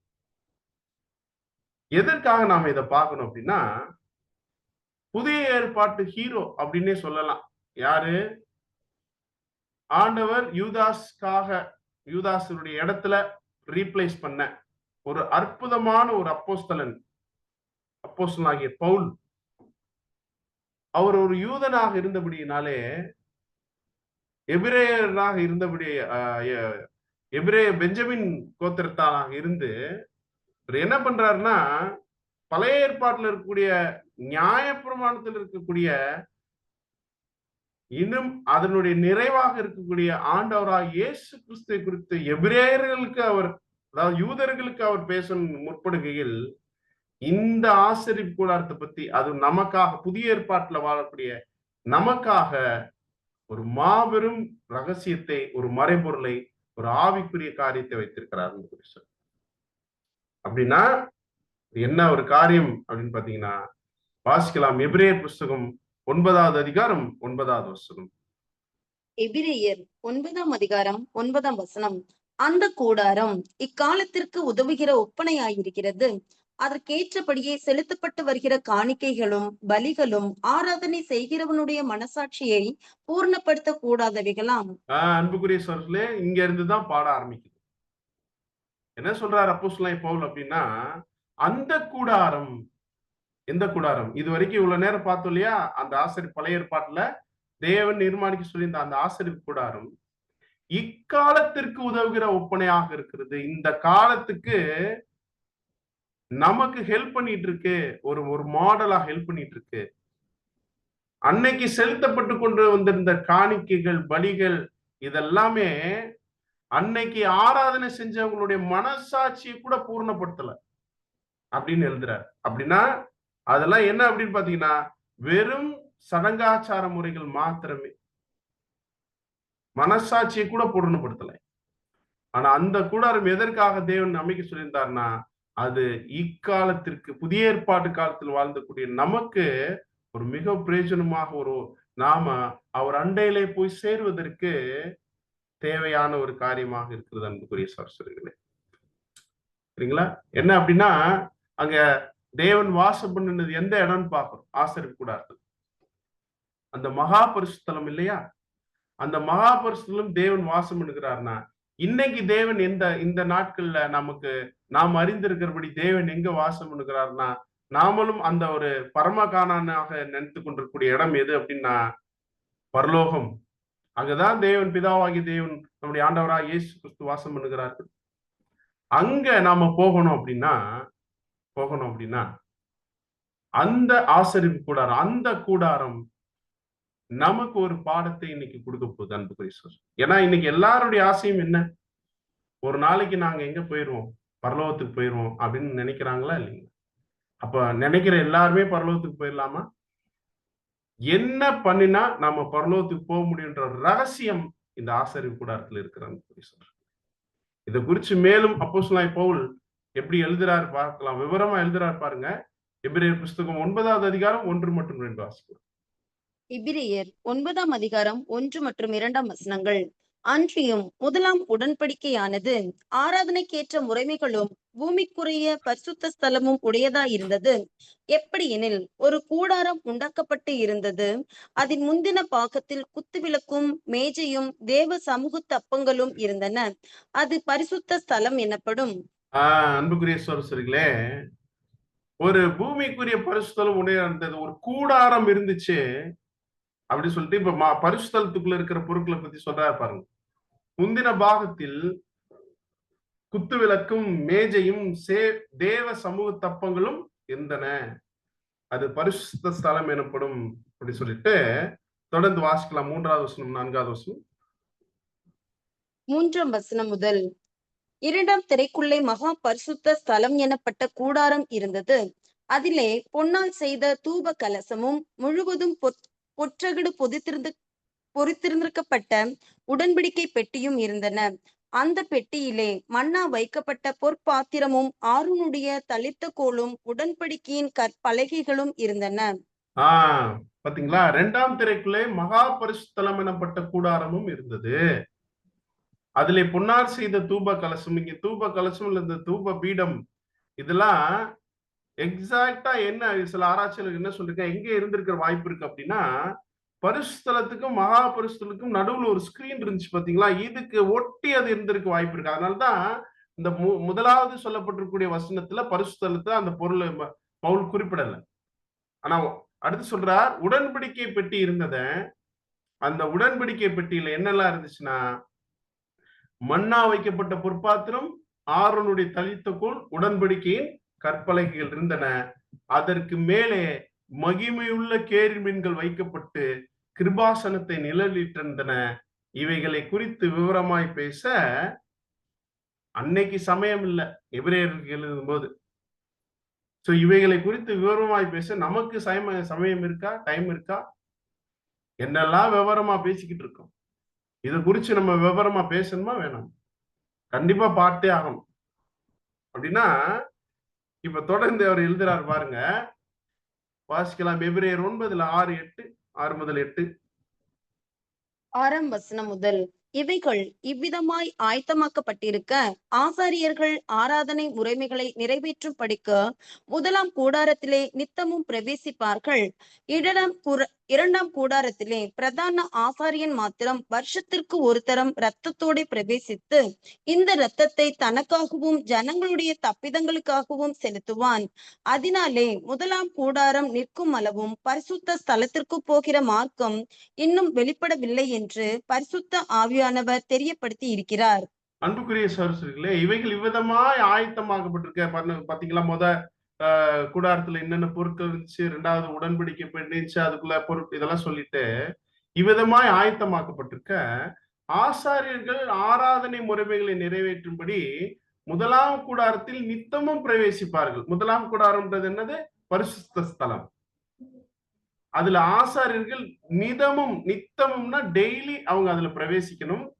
ஏன் அப்படின்னு பாத்தீங்கன்னா, அந்த 7 அகல்கள் இருக்கக்கூடிய குத்து விளக்குல எப்பொழுதும் அந்த அகல்கள் எரிஞ்சிட்டு இருக்கணும். 6 அப்பங்களை தான் அவங்க சாப்பிடணும். அதுக்கப்புறம் அந்த காலையும் மாலையும் அந்த தூப பீடத்துல என்ன பண்ணணும்னா அவங்க அந்த ஒரு சாம்பிராணி என்ன போட்டு அதை புகையை உண்டு பண்ணணும், நறுமண புகை. சோ நித்தம் பிரவேசிக்கணும். அடுத்து சொல்றார், 2ஆம் கூடாரத்திலே, அதாவது மகா பரிசுத்தலத்திலே பிரதான ஆசாரியன் மாத்திரம் வருஷத்துக்கு ஒரு தரம் இரத்தத்தோட பிரவேசித்து அந்த இரத்தத்தை தனக்காகவும் ஜனங்களுடைய தப்பிதங்களுக்காகவும் செலுத்துவான். அன்புக்குரிய சகோதரர்களே, இவ்வளவு நேரம் பார்த்ததுதான் அப்போஸ்தலனாகிய பவுல் புதிய ஏற்பாட்டுடைய நாயகனாக இருக்கக்கூடியவர் நமக்காக என்ன பண்ணிட்டு இருக்கிறார்னு எழுதிட்டு இருக்கிறார். சோ 2ஆம் கூடாரத்துல பிரதான ஆசாரியர் மட்டும் வருஷத்துக்கு ஒரு தடவை போவார். எதுக்காக? சகல ஜனங்களுடைய தப்பிதங்களுக்காக அவர் என்ன பண்ணுவார் அப்படின்னு பாத்தீங்கன்னா, அந்த ஒரு இரத்தத்தோட பிரவேசித்து தப்பிதங்களுக்காக அந்த இரத்தத்தை செலுத்துவார் பார்க்க. சோ என்ன சொன்னார்? எந்த வசனத்துல ஆரம்பிச்சுன்னா, அந்த கூடாரம் இந்த காலத்துக்கு உதவுற ஒரு ஒப்பனையாக இருக்கிறது. இன்னும் பார்க்கும்போது அடுத்த வசனம் வாசிக்கலாம். 10வது வசனம், எபிரேயர் 9:10. இவைகள் சீர்திருத்தல் உண்டாகும் காலம் வரைக்கும் நடந்தேறும்படி கட்டளையிடப்பட்ட போஜன பானங்களும் பலவித ஸ்தானங்களும் சரீரத்திற்கு ஏற்ற சடங்குகளுமே அல்லாமல் வேறல்ல. இவைகள் இப்போ நிறைய செலுத்திட்டு வந்தாங்க இல்லையா? அந்த செலுத்தப்பட்ட காணிக்கைகளும் பலிகளும் அன்னைக்கு ஆராதனை செஞ்சவங்களுடைய மனசாட்சியை கூட பூர்ணப்படுத்தல. அப்படின்னா எதுக்கு அதை வச்சிருந்தார் அப்படின்னா, இவைகள் சீர்திருத்தல் காலம் உண்டாகும் வரைக்கும், அல்லது இவைகள் சீர்திருத்தல் உண்டாகும் காலம் வரைக்கும் நடந்தேறப்பட்ட கட்டளையிடப்பட்ட போஜன பானங்களும் பலவித ஸ்நானங்களும் சரீரத்துக்கேற்ற சடங்குகளே அல்லாமல் வேற இல்ல. இதுல வெறும் சடங்கு தான் நடந்துச்சுன்ற. ஏன்னா சீர்திருத்தல் ஒருத்தர் உண்டு பண்ண போறார். சீர்திருத்தல் உண்டாகும் ஒரு காலம் வரப்போகுது. அப்படின்னா யார் அது? அது அடுத்த வசனம் வாசிக்கலாம். 11 மற்றும் 12. எபிரேயர் 9ஆம் அதிகாரம் 11 மற்றும் 12ஆம் வசனங்கள். கிறிஸ்துவானவர் வரப்போகிற நன்மைகளுக்குரிய பிரதான ஆசாரியராய் வெளிப்பட்டு கையினால் செய்யப்பட்டதாகிய இந்த சிருஷ்டி சம்பந்தமான கூடாரத்தின் வழியாக அல்ல, பெரிதும் உத்தமமான கூடாரத்தின் வழியாகவும் வெள்ளாட்டுக்கடா இளங்காளை இவைகளுடைய இரத்தத்தினாலே அல்ல, தம்முடைய சொந்த இரத்தத்தினாலும் ஒரே தரம் மகா பரிசுத்த ஸ்தலத்திலே பிரவேசித்து நித்திய மீட்பை உண்டு பண்ணினார். அன்புக்குரிய சகோதரர்களே, இந்த சீர்திருத்தல் உண்டாகும் காலம் வரைக்கும் இது வரைக்கும் நடந்ததெல்லாம் வெறும் சடங்குதான் சொல்லிட்டு, இப்போ வரப்போற நன்மைகளுக்குரிய பிரதான ஆசாரியர் ஒருத்தர் வரப்போறார். அவர் யாருன்னா கிறிஸ்து. அவர் இந்த கையினால் செய்யப்பட்ட இந்த கூடாரத்தின் வழியாக அல்ல, பெரிதும் உத்தமமான கூடாரத்தின் வழியாகவும் வெள்ளாட்டுக்கடா இளங்காளைகளுடைய இரத்தத்தினால் அல்ல, தம்முடைய சொந்த இரத்தத்தினாலும் ஒரே தரம் மகா பரிசுத்தலத்துக்குள்ளே பிரவேசித்து நித்திய மீட்பை உண்டு பண்ணினார் அப்படின்னு. அன்புக்குரிய சரஸ்வதி, அடுத்து எபிரேயர் இதுல சொல்லப்பட்ட ஒரு முக்கியமான ஒரு காரியம், எதற்காக நித்திய மீட்பை உண்டு பண்ணினார்னா, நமக்காக நாம நம்முடைய பாவங்களை நம்மளை பரிசுத்தப்படுத்தி அவருடைய இரத்தத்தினாலே நம்மை பரிசுத்தப்படுத்தி கொண்டு நாம் பிதாவாகிய தேவன் இருக்கக்கூடிய அந்த ஒரு இடத்திற்கு செல்வதற்காக. அதனால்தான் எபிரேயர் 8வது அதிகாரம் 5ஆம் வசனம் என்ன சொல்லுது? வாசிக்கும். எபிரேயர் 8ஆம் அதிகாரம் 5ஆம் வசனம். இவர்கள் செய்யும் ஆராதனை பரலோகத்தில் உள்ளவைகளின் சாயலுக்கும் நிழலுக்கும் ஒத்தி இருக்கிறது. அப்படியே மோசே கூடாரத்தை உண்டு பண்ண போகையில் மலையிலே உனக்கு காண்பிக்கப்பட்ட மாதிரியின்படியே நீ எல்லாவற்றையும் செய்ய எச்சரிக்கையாயிரு என்று தேவன் அவனுக்கு கட்டளையிட்டார். இவர்கள் செய்யக்கூடிய ஆராதனை, பழைய ஏற்பாட்டுல செஞ்ச அந்த ஆசரிப்பு கூடாரத்துல செஞ்சிருந்த காரியங்கள் பரலோகத்தில் உள்ளவைகளின் சாயலுக்கும் நிழலுக்கும் ஒத்திருக்கிறதுன்னு அப்போஸ்தலனாகிய பவுல் எழுதுறார். அப்படின்னா அன்புக்குரிய சொல்ல, நாம பரலோகம் போறதுக்கான ஒரு முக்கியமான ஒரு மாடல் தான் இது. அப்படின்னா இப்ப நம்ம பார்த்துட்டு இருக்கிற ஆசரிப்பு கூடாரம். இந்த ஆசரிப்பு கூடாரத்துல முழுக்க எல்லா இடத்துலயும் யார் இருக்கிறா அப்படின்னு பாத்தீங்கன்னா, நம்முடைய ஆண்டவரா இயேசு கிறிஸ்து இருக்கிறார். அது எப்படி அப்படின்னு பார்த்துட்டு, அவர் எப்படி இந்த பூமிக்கு வந்து தேவனுக்கு பிரியமான ஒரு வாழ்க்கை வாழ்ந்து மீண்டும் அவர் பரலோகத்துக்கு பரமேறினாரோ, அது போல நாமளும் இந்த பூமியில பிதாவாகிய தேவனுக்கு பிடித்த மாதிரியான அவருடைய சித்தத்தின்படி வாழ்ந்து பரலோகத்துக்கு போறதுக்கான ரகசியம் இந்த ஒரு ஆசரிப்பு கூடாரத்தில் இருக்கிறது. அதனால்தான் கொலேசியர் 2வது அதிகாரம் 17வது வசனம் வாசிக்கலாம். கொலேசியர் 2ஆம் அதிகாரம் 17ஆம் வசனம். அவைகள் வரும் காரியங்களுக்கு நிழலாய் இருக்கிறது, அவைகளின் பொருள் கிறிஸ்துவை பற்றினது. அவைகள் வரும் காரியங்களுக்கு நிழலாக, இதெல்லாம் முதல்ல நடந்ததெல்லாம் நிழல். பழைய ஏற்பாட்டு நாட்கள்ல நடந்த அத்தனை காரியங்களுமே ஒரு நிழல், ஷேடோ.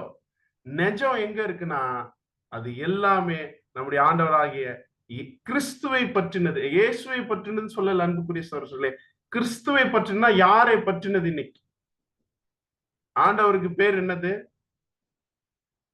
இயேசு கிறிஸ்து. இயேசுனா இரட்சகர், கிறிஸ்துனா அபிஷேகம் பண்ணப்பட்டவர். அவைகளின் பொருள் கிறிஸ்துவை பற்றினது. அப்படின்னா அபிஷேகம் பண்ணப்பட்டவரை பற்றினது. இன்றைக்கும் தேவனுடைய பரிசுத்தாவினால் அபிஷேகம் பண்ணப்படக்கூடியவர்கள் யார் அப்படின்னா நாம தான் கிறிஸ்துடைய சரீரங்களாக அழைக்கப்பட்டிருக்கிறார். அவருடைய சரீரமாகிய சபைக்கு அவரே தலையானவர் அப்படின்னு பார்க்கிறோம். அப்படின்னா அவைகளின் பொருள் கிறிஸ்துவை பற்றினதுன்னா அது யாரை பற்றினதுதான் அப்படின்னு பாத்தீங்கன்னா, அன்புக்குரிய சகோதரர்களே, அது நம்மை பற்றினதும் தான் அப்படின்றத புரிஞ்சுக்கிட்டு தான் இப்போ இந்த ஆசரிப்பு கூடாரத்தில் இருக்கக்கூடிய ஒவ்வொரு விஷயத்திலும் நாம கிறிஸ்துவை போல எப்படி எங்க ஒரு மாதிரியை காமிக்க போறோம்ன்றது தியானிக்க போறோம். அங்க பிரதான ஆசாரியன் யாருன்னா ஆரோன். இங்க நமக்கு பிரதான ஆசாரியன் யாருன்னா ஆண்டவராகிய இயேசு கிறிஸ்து. எப்படி ஆரோன் வருஷத்துக்கு ஒரு தடவை போனாரோ, ஆண்டவராகிய இயேசு கிறிஸ்து வாழ்க்கையிலே ஒரே தரம் போயிட்டு நித்திய மீட்பை கொடுத்துட்டார். இப்போ நாமளும் யார மாதிரி அழைக்கப்பட்டிருந்தா மகா பரிசுத்தத்துக்குள்ளாக தேவன் வாசம் பண்ணக்கூடிய பரலோகத்துக்கு போக முடியும்னா, ஆரோனை போல தேவனால் அழைக்கப்பட்டால் ஒழிய ஒருவனும் இந்த ஊழியத்துக்கு தானா ஏற்பட முடியாது. அன்புக்குரிய சொல்ற எபிரேயர் 5:4 சொல்லுது. நாம் ஒவ்வொருவரும் உண்மையிலே இந்த ஒரு வார்த்தையை கேட்டிருக்கக்கூடிய உங்களுடைய காதுகளும் சரி, இந்த வசனத்தை பார்த்து கொண்டிருக்கக்கூடிய உங்களுடைய கண்களும் சரி, பாக்கியம் உள்ளவைகள். ஆமென். ஏன் அப்படின்னு பாத்தீங்கன்னா, ஒரு ஸ்பெஷல் காலிங். இன்னைக்கு சொல்றாங்க, தேவன் என்னை அழைச்சிருக்கிறார், எனக்கு சொப்பனத்துல சொன்னார், உணர்த்தினார், எனக்கு ஒரு தரிசனம் காமிச்சார், எனக்கு ஒரு காலிங் வந்திருக்கு, நான் ஒரு ஊழியம் செய்யலான்னு நான் என்ன பண்ணியிருக்கிறேன், தேவனால் தேர்ந்தெடுக்கப்பட்டிருக்கேன் அப்படின்னு என்னென்னமோ சொல்றாங்க. ஆனா யாரை போல அழைக்கப்பட்டிருக்கணும் அப்படின்னு இங்க வசனம் சொல்லுதுன்னா, ஆரோனை போல தேவனால் அழைக்கப்பட்டால் ஒழிய ஒருவனும் இந்த கனமான ஊழியத்துக்கு தானா ஏற்படுகிறது இல்லைன்னு சொல்றார். அப்படின்னா ஆரோன் எப்படி அழைக்கப்பட்டார் அப்படின்றது நமக்கு தெரிஞ்சாதான் இப்போ நாம கூட ஆரோனை போல அழைக்கப்பட்டிருக்குமான்னு ஃபர்ஸ்ட் தெரிஞ்சுக்கணும். அதுக்கப்புறம் தான் நம்ம ஆசரிப்பு கூடாரத்துக்குள்ள போற ஒரு விஷயத்த பார்க்க போறோம். அப்போ முதலாவது ஆரோன் எப்படி அழைக்கப்பட்டார் அப்படின்னு பாத்தீங்கன்னா, ஒட்டுமொத்த எகிப்துல இருந்தாங்க. ஒட்டுமொத்த இஸ்ரேல் ஜனங்களும் எங்க இருந்தாங்க? எகிப்துல இருந்தாங்க. உலக ஜனத்துல ஒருத்தரா ஆரோன் இருந்தார் எகிப்துல. அந்த எகிப்துல இஸ்ரேல் ஜனங்கள் இருந்தாங்க. அந்த இஸ்ரேல் ஜனங்கள்ல ஒருத்தரா ஆரோன் இருந்தார். அப்புறம் அந்த இஸ்ரேல் ஜனங்கள்ல 12 கோத்திரங்கள் இருந்தாங்க. அதுல லேவி கோத்திரத்துல விசேஷமாக கோகாத் வம்சத்துல தான் ஆசாரியர்களா வர முடியும்.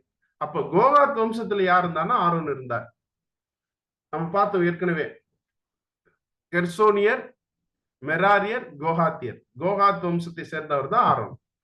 அதுக்கடுத்து இவர் எந்தெந்த ஒரு இடங்கள்ல பிரவேசிச்சா மகா பரிசுத்தத்துக்குள்ள வரும்னா, ஃபர்ஸ்ட் அவுட்டர் கேட்ல இருந்து பிரகாரத்துக்குள்ள நுழைஞ்சு பலிபீடத்துக்குள்ள தண்ணீர் தொட்டியை கடந்து பரிசுத்தத்துக்குள்ள கடைசியா தான் எங்க போக முடிஞ்சது அப்படின்னா மகா பரிசுத்தத்துக்குள்ள. இவ்வளவு ஃபில்டர் இருக்கு பாத்தீங்களா?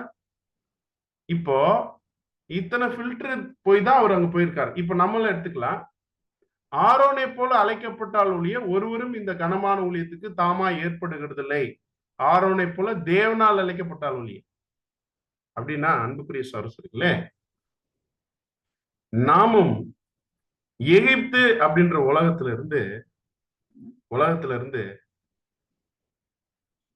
நாம அழைக்கப்பட்டிருக்கோமா அப்படின்னு சிந்திக்கணும். அன்னைக்கு எகிப்து, அங்க இருந்து இஸ்ரேல் ஜனங்களும் ஒரு குரூப்பா அங்க எகிப்துல இருந்தாங்க. எகிப்து எதை இன்னைக்கு அடையாளப்படுத்துன்னா அது உலகத்தை அடையாளப்படுத்துது. எப்படி பிரதர் எகிப்து உலகத்தை அடையாளப்படுத்துது அப்படின்னு சொல்றீங்க அப்படின்னு கேட்டீங்கன்னா, அன்னைக்கு எகிப்துல என்ன இருந்துச்சு? முழுவதும் விக்கிரகங்களால் நிறைந்த ஒரு தேசமாக இருந்துச்சு. இன்னைக்கு உலகத்தை பாருங்க, எங்க பார்த்தாலும் விக்கிரக ஆராதனை தான். ஏன் கிறிஸ்தவ மண்டலத்துக்குள்ளே வந்துருச்சு. சோ எகிப்து எதை அடையாளப்படுத்துனா இந்த உலகத்தை அடையாளப்படுத்துது. இந்த உலகத்திலிருந்து முதல்ல தேவன் நம்மளை பிரிச்செடுக்கிறார். பிரிச்செடுத்தா அடுத்து என்னன்னா இஸ்ரேல் ஜனங்கள் ஒருத்தர் ஆரோனா இருந்தாரு, ஆரோன் அங்க இருந்தாரு பாக்குறோம் இல்லையா? அப்ப உலகத்துல இருந்து பிரிச்சு எடுத்ததுக்கு அப்புறம் இப்போ நாங்க தேவனுக்கு பிடிச்சமான ஜனங்கள், தேவன் இவங்க இவரை தான் நாங்க தேவனா வச்சிருக்கிறோம், எங்களுடைய சாமியா வச்சிருக்கோம்னு சொல்லிட்டு இருக்கிறவங்க யாரு அப்படின்னு பாத்தீங்கன்னா, இன்னைக்கு உலகத்துல இருந்து வேறு பிடித்தவர்கள் சொல்ல போனாங்கன்னா கிறிஸ்தவர்கள். இந்த கிறிஸ்தவர்கள், ஏன்னா இந்த இஸ்ரேல் ஜனங்கள் தான் இந்த ஆசரிப்பு கூடாரத்தை சுத்தி என்ன பண்ணியிருந்தாங்க, கேம்ப் போட்டிருந்தாங்கன்னு பாக்குறோமா? அப்படின்னா அதாவது பாளையம் இறங்கி இருந்தாங்க, சுற்றிலும் தங்களுடைய கூடாரங்களை அமைச்சிருந்தாங்க இந்த இஸ்ரேல் ஜனங்கள். அது போலதான் இன்னைக்கு பரலோகத்துக்கு போகக்கூடிய இந்த மாடல்ல சுத்தி ஒட்டுமொத்த கிறிஸ்தவர்கள் இருக்கிறாங்க. ஆனா எப்படி இந்த காம்பவுண்ட் சுவருக்கும் இந்த ஒரு கூடாரத்துக்கும் இருக்கக்கூடிய குறைந்தபட்ச தூரம் ஒரு 2917 அடி 1.5 கிலோமீட்டர் இருந்துச்சோ, அது போல இங்க பரலோகத்துக்கு போறதுக்கான ஒரு மறைபொருள், அதுக்குரிய ரகசியம் என்னன்னு கிறிஸ்தவர்களுக்கு தெரியாத நிலைமையில இருக்கிறாங்க. அதான் இன்னைக்கு உண்மை. ஆனா தேவன் அவர்களிடமிருந்தும் நம்ம என்ன பண்ணிருக்கிறான்னா பிரிச்சிருக்கிறார். பிரிச்சு ஏன் அப்படின்னா எட்டி கூட பார்க்க முடியாது, தொலை தூரம் ஒண்ணுமே தெரியாது. அப்படின்னா ஒட்டுமொத்த கிறிஸ்தவர்களுக்கும் பரலோகம் போறதுக்குமான ஒரு கனெக்ஷன்ன்றது சுத்தமாவே கிடையாது. ஆனா தேவன் அவர்களிடமிருந்து நம்மை பிரித்து கொண்டு இப்போ அந்த ரகசியத்தை சொல்லித்தரார். இப்ப நம்ம எதெல்லாம் கடந்து போனோம் அப்படின்னு பாத்தீங்கன்னா, முதலாவது இந்த அவுட்டர் கேட். சரிங்களா? இந்த அவுட்டர் கேட் ஹைட் எவ்வளவு, இந்த காம்பவுண்டு நம்ம பார்த்தோம்ல, சித்தி மரத்தினால அந்த செம்பு பாதத்துல வெள்ளி கொக்கி போட்டு கயிறுகளால் இழுத்து கட்டப்பட்டு அந்த வெள்ளை நிற துணிகளால இருக்கக்கூடிய அந்த காம்பவுண்ட் உயரம் 7.5 அடி, சித்தி மரம், செம்பு பாதம், வெள்ளி கொக்கி. ரைட். இப்ப நம்ம இதுக்குள்ள போகணும், அதாவது தேவன் அண்டையில நம்ம போகணும். நம்ம பாட்டெல்லாம் பாடுறோம், தேவனே நான் உமது அண்டையில் இன்னும் நெருங்கி சேர்வதே என் ஆவல் அப்படின்லாம் பாடுறோம் இல்லையா? போகணும்னா ஃபர்ஸ்ட் நம்ம பாக்குறது எதுனா இந்த ஆசரிப்பு கூடாரத்தில் இருக்கக்கூடிய இந்த காம்பவுண்ட். இந்த காம்பவுண்ட்ல நம்ம இந்த ஒரு காரியத்தை பார்க்கும்போது என்ன உணர்கிறோம், என்ன ஃபீல் பண்றோம் அப்படின்னு பாத்தீங்கன்னா, ஒரு மரம் நிக்குது. மரம் எதற்கு அடையாளமாக இருக்குது இன்னைக்கு வேதத்துல அப்படின்னு பாத்தீங்கன்னா, அது மனிதனுக்கு அடையாளமாக இருக்குது. ஏன்னா ஒரு வசனம் இருக்கும், மரம் தெற்கே விழுந்தாலும் வடக்கே விழுந்தாலும் அது விழுந்த இடத்திலே கிடக்கும் அப்படின்னு ஒரு வசனம் இருக்கு. இது நமக்கு தெரியாதான்னு கேட்டுறாதீங்க. மரம் தெற்கே விழுந்தாலும் வடக்கே விழுந்தாலும் விழுந்த இடத்துல தானே கிடக்கும். அப்படி சொல்லல, மனிதனுடைய நிலைமையை சொல்லுது அந்த வசனம். மனுஷன் விழுந்துட்டான் அப்படின்னா விழுந்ததுதான். அவனை தூக்கி நிறுத்துவார் இன்னைக்கு யாரும் இல்ல. ஒட்டுமொத்த ஆதாமும் அவருடைய சந்ததியும் மரணத்துக்குள்ளாக போயிட்டு இருக்கும்போது தேவன் என்ன நினைக்கிறார்னா, இந்த மனுஷனை நிறுத்தணும்னு நினைக்கிறார். மீண்டும் தன்னுடைய ஸ்தானத்துக்கு அவன் நிறுத்தப்படணும் தேவன் நினைக்கிறாரு. அதனாலதான் இந்த மரம் வெள்ளி கொக்கிகளால இழுத்து கட்டப்பட்டிருக்கு, செம்பு பாதம் அதுக்கு கொடுக்கப்பட்டிருக்கு. அப்படின்னா அன்புக்குரிய சகோதரர்களே, வெள்ளி எதற்கு அடையாளமாக இருக்குது? வாசிக்கலாம். 12ஆம் சங்கீதம் 6ஆவது வசனம். 12ஆம் சங்கீதம் 6ஆம் வசனம். கர்த்தருடைய சொற்கள் மண் குகையில் 7 தரம் உருக்கி புடமிடப்பட்ட வெள்ளிக்கூப்பான சுத்த சொற்களாயிருக்கிறது. கர்த்தருடைய சொற்கள் தான் என்னவா? 7 தரம் உருக்கி புடமிடப்பட்ட வெள்ளி கொப்பான சுத்த சொற்கள் அப்படின்னு சொல்றாரு. அப்படின்னா ஒரு மனுஷன் தான் விழுந்த நிலைமையில இருந்து நிலை நிறுத்தப்படணும்னா எப்படி வெள்ளி கொக்கி போட்டு இழுத்து கட்டப்பட்டு இருந்துச்சோ, வெள்ளி கொப்பான சுத்த சொற்களாலதான் அவனால நிறுத்த முடியும் அப்படின்றத முதலாவது உணர்ந்தவர்களாக நாம இப்போ எங்க நுழைய போறோம் அப்படின்னா, இந்த ஆசரிப்பு கூடாரத்துடைய ஃபர்ஸ்ட் கேட், என்ட்ரன்ஸ் கேட்டுக்குள்ள, நுழைவாயிலுக்குள்ள போறோம். அது திரைச்சிலை 1, சரிங்களா? அடுத்து பரிசுத்தலத்துல 2, மகா பரிசுத்தலம் 3 இருக்குன்னு நம்ம ஏற்கனவே பார்த்திருக்கோம். அப்படின்னா வாசலுக்குள்ள நுழையணும்னா நமக்கு நல்லா தெரியும் யார் வாசல். யோவான் 10வது அதிகாரம் 9வது வசனம். யோவான் 10ஆம் அதிகாரம் 9ஆம் வசனம். நானே வாசல், என் வழியாய் ஒருவன் உட்பிரவேசித்தால் அவன் ரட்சிக்கப்படுவான், அவன் உள்ளும் புறமும் சென்று மேய்ச்சலை கண்டடைவான். யோவான் 10:7 வாசல். யோவான் 10ஆம் அதிகாரம் 7ஆம் வசனம். ஆதலால் இயேசு மறுபடியும் அவர்களை நோக்கி, நானே ஆடுகளுக்கு வாசல் என்று மெய்யாகவே மெய்யாகவே உங்களுக்கு சொல்கிறேன். ஆண்டவர் சொல்றார் நானே வாசல். அப்படின்னா இன்னைக்கு யார் வழியா தான் ரட்சிப்பு அப்படின்னு பாத்தீங்கன்னா, ஆண்டவராய் இயேசு கிறிஸ்து வழியாக தான் நமக்கு ரட்சிப்பே தவிர, நமக்கு வேற யார் மூலியமாவும் எதன் மூலியமாவும் நம்முடைய சுய அதாவது என்ன சொல்றது, முயற்சினாலேயோ சுய பராக்கிரமத்தினாலேயோ சுய நீதியினாலேயோ சுய சிந்தனையினாலேயோ ரட்சிப்பு கிடையாது. எவ்வளவு நல்லவனா இருந்தாலும் ரட்சிப்பு கிடையாது. ஒரே ஒருத்தர் மூலியமா தான் ரட்சிப்பு. அதை நாம உணர்ந்துட்டு நம்ம உள்ள போனா நம்ம பார்க்கிற முதல் பொருள் எது அப்படின்னா பலிபீடம். அன்புக்குரிய சகோதரர்களே, அப்படின்னா இந்த பலிபீடம் யாரை அடையாளப்படுத்துது அப்படின்னு கேட்டீங்கன்னா, நம்முடைய ஆண்டவராகிய இயேசு கிறிஸ்து. ஏன்னா நமக்காக பலியாக தன்னைத்தானே ஒப்பு கொடுத்தவர் யாருன்னா அவர்தான். இந்த பலிபீடம் யாருன்னா அவர்தான். அதான் எபிரேயர்ல ஒரு வசனம் இருக்கும். இதே எபிரேயர் புஸ்தகத்துல 13வது அதிகாரம் 10வது வசனம் வாசிக்கலாம். எபிரேயர் 13ஆம் அதிகாரம் 10ஆம் வசனம். நமக்கு ஒரு பலிபீடம் உண்டு, அதற்குரியவைகளை புசிக்கிறதற்கு கூடாரத்தில் ஆராதனை செய்கிறவர்களுக்கு அதிகாரம் இல்லை. நமக்கு ஒரு பலிபீடம் உண்டு, அது நம்முடைய ஆண்டவராய் இயேசு கிறிஸ்து. அதற்குரியவைகளை புசிக்கிறதுக்கு அன்னைக்கு இருந்த கூடாரத்தில் ஆராதனை செஞ்சவங்களுக்கு அதிகாரம் இல்ல. புதிய ஏற்பாட்டுல வாழ்ந்து கொண்டிருக்கிற நமக்கு அவர் தன்னையே என்ன பண்ணியிருக்கிறார்னா, என்னுடைய மாம்சத்தை புசித்து என்னுடைய ரத்தத்தை நீங்க என்ன பண்ணுங்க, பானம் பண்ணுங்கன்னு இருக்கார். புசிக்கிறதுக்கு அதிகாரம் உடையவர்களாக தேவன் நம்மளை என்ன பண்ணிருக்கிறார்னா அழைச்சிருக்கிறார். அதனாலதான் நாம அவருடைய சரீரத்துல ஒரு அங்கமா என்ன பண்ண போறோம், போய் சேர போறோம். முதலாவது நமக்காக தான் ஆண்டவராய் இயேசு கிறிஸ்து பலியானான் ஃபர்ஸ்ட் விசுவாசிக்கணும். இந்த விசுவாசம் அதனால பார்க்க ஈடு பலி, ஆதாமனுடைய அந்த பரிபூர்ண மனுஷனாகி ஆதாம் நிமித்தம் ஒரு பரிபூர்ண மனுஷனாகி ஆண்டவராய் இயேசு கிறிஸ்து நமக்காக என்ன பண்ணியிருக்கிறார், பலியா இருக்கிறார். சோ இதை நம்ம விசுவாசிக்கணும். இந்த விசுவாசம் தான் ஃபர்ஸ்ட். அதனாலதான் இருக்கு பலிபீடம். இதுக்கு அடுத்துதான் நம்ம எங்க போக போறோம் அப்படின்னா தண்ணீர் தொட்டிக்கிட்ட போறோம். இந்த தண்ணீர் தொட்டியும் யாரதான் அடையாளப்படுத்தும் அப்படின்னா நம்முடைய ஆண்டவராய் இயேசு கிறிஸ்து தான் அடையாளப்படுத்தும். எல்லாமே அவர் தான் அடையாளப்படுத்தும். ஏன் அப்படின்னு கேட்டீங்கன்னா, அவரை அல்லாமல் நாம யார்கிட்ட போக முடியாது அப்படின்னா தேவன்கிட்ட என்ன பண்ண போறோம். இப்ப பாருங்க, இயேசு கிறிஸ்து இங்க இருக்கிறார், நாம இங்க இருக்கிறோம். யார் ரொம்ப கிளீனா இருக்கிறார், யார் ரொம்ப பரிசுத்தமா இருக்கிறார் கம்பேர் பண்ணி பார்த்தா எப்படி இருக்கும்? நம்ம அவர் பக்கத்துல நின்னோம்னா நம்ம பாக்குறதுக்கு எப்படி இருப்போம்? ரொம்ப மோசமா தான் இருக்கும். அப்போ நம்மளை கழுவதற்கு அவர் என்ன பண்றாரு அப்படின்னா திருவசனத்தை கொண்டு வாசிக்கலாம். எபேசியர் 5:26 வாசிக்கலாம். எபேசியர் 5ஆம் அதிகாரம் 26ஆம் வசனம். தாம் அதை திருவசனத்தை கொண்டு தண்ணீர் முழுக்கினால் சுத்திகரித்து பரிசுத்தம் ஆக்குகிறதற்கும். சபையை அவர் என்ன பண்றாராமா, திருச்சபையா அழைக்கப்பட்ட ஜனங்களை திருவசனம் என்ற தண்ணீரை கொண்டு அவர் சுத்திகரித்து பரிசுத்தப்படுத்த. அப்போ அடுத்த ஒரு சிந்தை என்ன வரும்னா, நாம பரலோகத்துக்கு போனா பரிசுத்தமா தான் இருக்கணும். நான் பரிசுத்தமா இருக்கணும் சிந்தை மட்டும் இருந்தா போதாது. இப்ப அதுக்கு அடுத்து நம்ம என்ன பண்ணணும் அப்படின்னு பாத்தீங்கன்னா 2வது ஸ்கிரீனை கடந்தாகும். இப்படி 2வது ஸ்கிரீனை கடக்கணும்னா இப்ப நம்ம நினைச்சா மட்டும் பத்தாது, அதை செயல் வடிவத்துல காமிக்கணும்.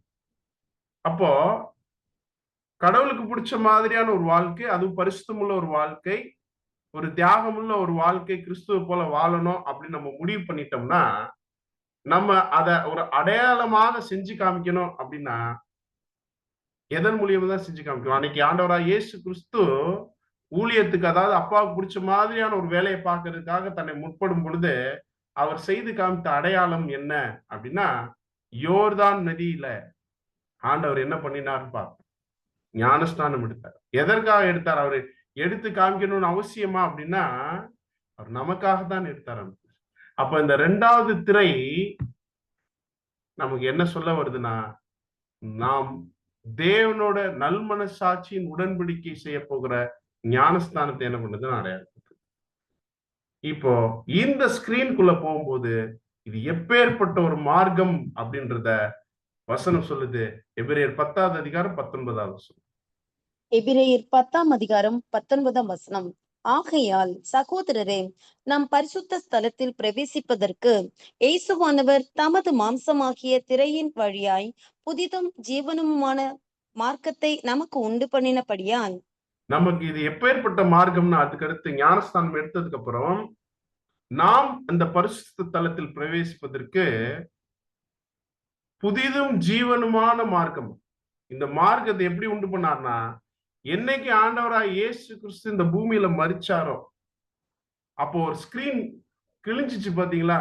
அன்னைக்கு இருந்த எருசலேம் தேவாலயத்தோட ஸ்கிரீன் மேலிருந்து கீழாக 2ஆ என்ன பண்ணுச்சு? கிழிஞ்சது பாத்தீங்களா? அதனால அது எது அப்படின்னா, பரலோகத்துக்கு போறதுக்கான ஒரு வாசல் என்ன ஆயிடுச்சு? திறந்துருச்சு. அந்த புதிதும் ஜீவனுமான, இந்த இடத்துல மார்க்கம் சொல்லப்பட்டிருக்கு. என்னது அப்படின்னா வழி. என்ன வழி அப்படின்னா, இந்த வழியா போறவங்க ஜீவனுக்குள்ள போயிருவாங்க. அப்படின்னா நம்ம ஏற்கனவே என்ன பார்த்தோம்? 3 வழிகள்ன்ற பாடத்துல ஒண்ணு பார்த்தோமா? இடுக்கமான வாசல் வழியாக பிரவேசியுங்கள். அப்போ இந்த இடுக்கமான வாசலுக்குள்ள பிரவேசிக்கும் போது அது நம்மளை எங்க கொண்டு போகும் அப்படின்னா ஜீவனுக்குள்ள கொண்டு போகும். அதனால நாம இப்போ என்ன பண்ணணும் அப்படின்னா, நாம ஒரு உடன்படிக்கை பண்ணணும். இனிமே வாழ்க்கைய இந்த மாதிரியான ஒரு பாதையில தான் நான் என்ன பண்ணுவேன், கொண்டு போவேன் அப்படின்னு சொல்லிட்டு. அதனாலதான் இப்படி உடன்படிக்கை பண்ணவங்க எல்லாம் தேவன் எப்படி பாக்குறாராமா? வாசிக்கலாம். 50வது சங்கீதம் 5வது வசனம். பலியினாலே என்னோட உடன்படிக்கை பண்ணின என்னுடைய பரிசுத்தவான்களை என்னிடத்தில் கூட்டுங்கள் என்பார். அன்புக்குரிய சொல்ற, யாரெல்லாம் ஞானஸ்தானத்துல தேவனோட உடன்படிக்கை பண்றாங்களோ அவங்களை எல்லாம் அவர் எப்படின்னு சொல்றாருன்னா பரிசுத்தவான்கள்ன்றார். ஏன்னா நீதிமானாக்கப்படக்கூடிய முறைமை பிரகாரத்திலே முடிஞ்சிருச்சு. என்றைக்கு ஆண்டவராய் இயேசு கிறிஸ்துடைய ஈடுபலி, அதாவது எனக்காக தான் மரித்தார்னு நம்ம விசுவாசிச்சிட்டோமோ, விசுவாசத்தினாலே நீதிமானாக்கப்படக்கூடிய முறைமைக்குள்ள ஸ்டார்ட் பண்ணிட்டோம். என்றைக்கு உடன்படிக்கை பண்றோமோ தேவன் அவர்களை நீதிமானாக பரிசுத்தவான்களாக பார்க்கிறார். இன்னும் பார்க்கும்போது கலாத்தியர் 3:27 என்ன சொல்லுகிறது? வாசிக்கலாம். கலாத்தியர் 3ஆம் அதிகாரம் 27ஆம் வசனம். ஏனெனில் உங்களில் கிறிஸ்துவுக்குள்ளாக ஞானஸ்நானம் பெற்றவர்கள் எத்தனை பேரோ அத்தனை பேரும் கிறிஸ்துவை தரித்துக் கொண்டீர்களே. கிறிஸ்துக்குள்ளாக ஞானஸ்தானம் பெற்றவர்கள் எத்தனை பேரோ அத்தனை பேரும் கிறிஸ்துவை தரித்து, கிறிஸ்துவை ட்ரெஸ்ஸா போட்டுக்கிட்டோன்றார். அப்ப பார்த்தா யார் தான் தெரிவா? தேவன் பார்த்தா யார் தான் தெரிவானா? கிறிஸ்து தான் தெரிவார். அந்த கிறிஸ்து தெரியுதுன்றத, கிறிஸ்துவா நாம தெரிய போறோம்ன்றத இன்னும் வேற வார்த்தையில சொல்றாருன்னா என்ன சொல்லலாம்னா, ஒருவன் கிறிஸ்துவுக்குள் இருந்தால், ஏன்னா கிறிஸ்துவ ட்ரெஸ்ஸா போட்டு, அப்ப நம்ம யாருக்குள்ள இருக்கிறோம்? கிறிஸ்துவுக்குள்ள இருக்கிறோம். கிறிஸ்துவுக்குள் இருந்தால் புது சிருஷ்டியாக இருக்கிறான் என்று 2 கொரிந்தியர் 5:17 சொல்லு. பழையவைகள் ஒளிந்து போயின, எல்லாம் புதிதாயின. அப்படின்னா யார் ஒருத்தர் ஞானஸ்தானம் எடுத்து இந்த மன்னிக்கும் பரிசுத்தலத்துக்குள்ள பிரவேசிக்கிறாங்களோ அவங்கள தேவன் எப்படி பார்க்கிறார்? ஒரு பரிசுத்தவான்காக, ஒரு நீதிமானாக பார்க்கிறார், புது சிருஷ்டியாக பார்க்கிறார். அப்படின்னா இதுக்கப்புறம் அவங்க வாழ்க்கை எப்படி இருக்குன்னா, ஒருவேளை கோவப்பட்டு இருக்கிறாங்க அப்படின்னா நிச்சயமா அவங்க கோபத்தை குறைத்து கொள்ளக்கூடிய அல்லது அதை அந்த ஒரு குணலட்சத்தை மாற்றக்கூடிய, ஒரே நாள்ல நடக்காது, பட் கொஞ்சம் கொஞ்சமா என்ன பண்ணுவாங்கன்னா மாத்திப்பாங்க. கண்டிப்பா அவருடைய பழைய சுவாபமானது அங்க என்ன பண்ணப்படும் அப்படின்னா அங்க நீக்கப்படும். அதனாலதான் புது சிருஷ்டின்றார். இப்படி இருக்கக்கூடியவங்க உள்ள நுழைஞ்சிட்டாங்க இல்லையா? உள்ள நுழைஞ்சா 3 பொருட்கள் இருந்துச்சு. என்னென்ன? பரிசுத்தலத்துல சமூகத்தப்பு மேஜை, 6 அப்பம், பொன் குத்து விளக்கு, துபபீடம்.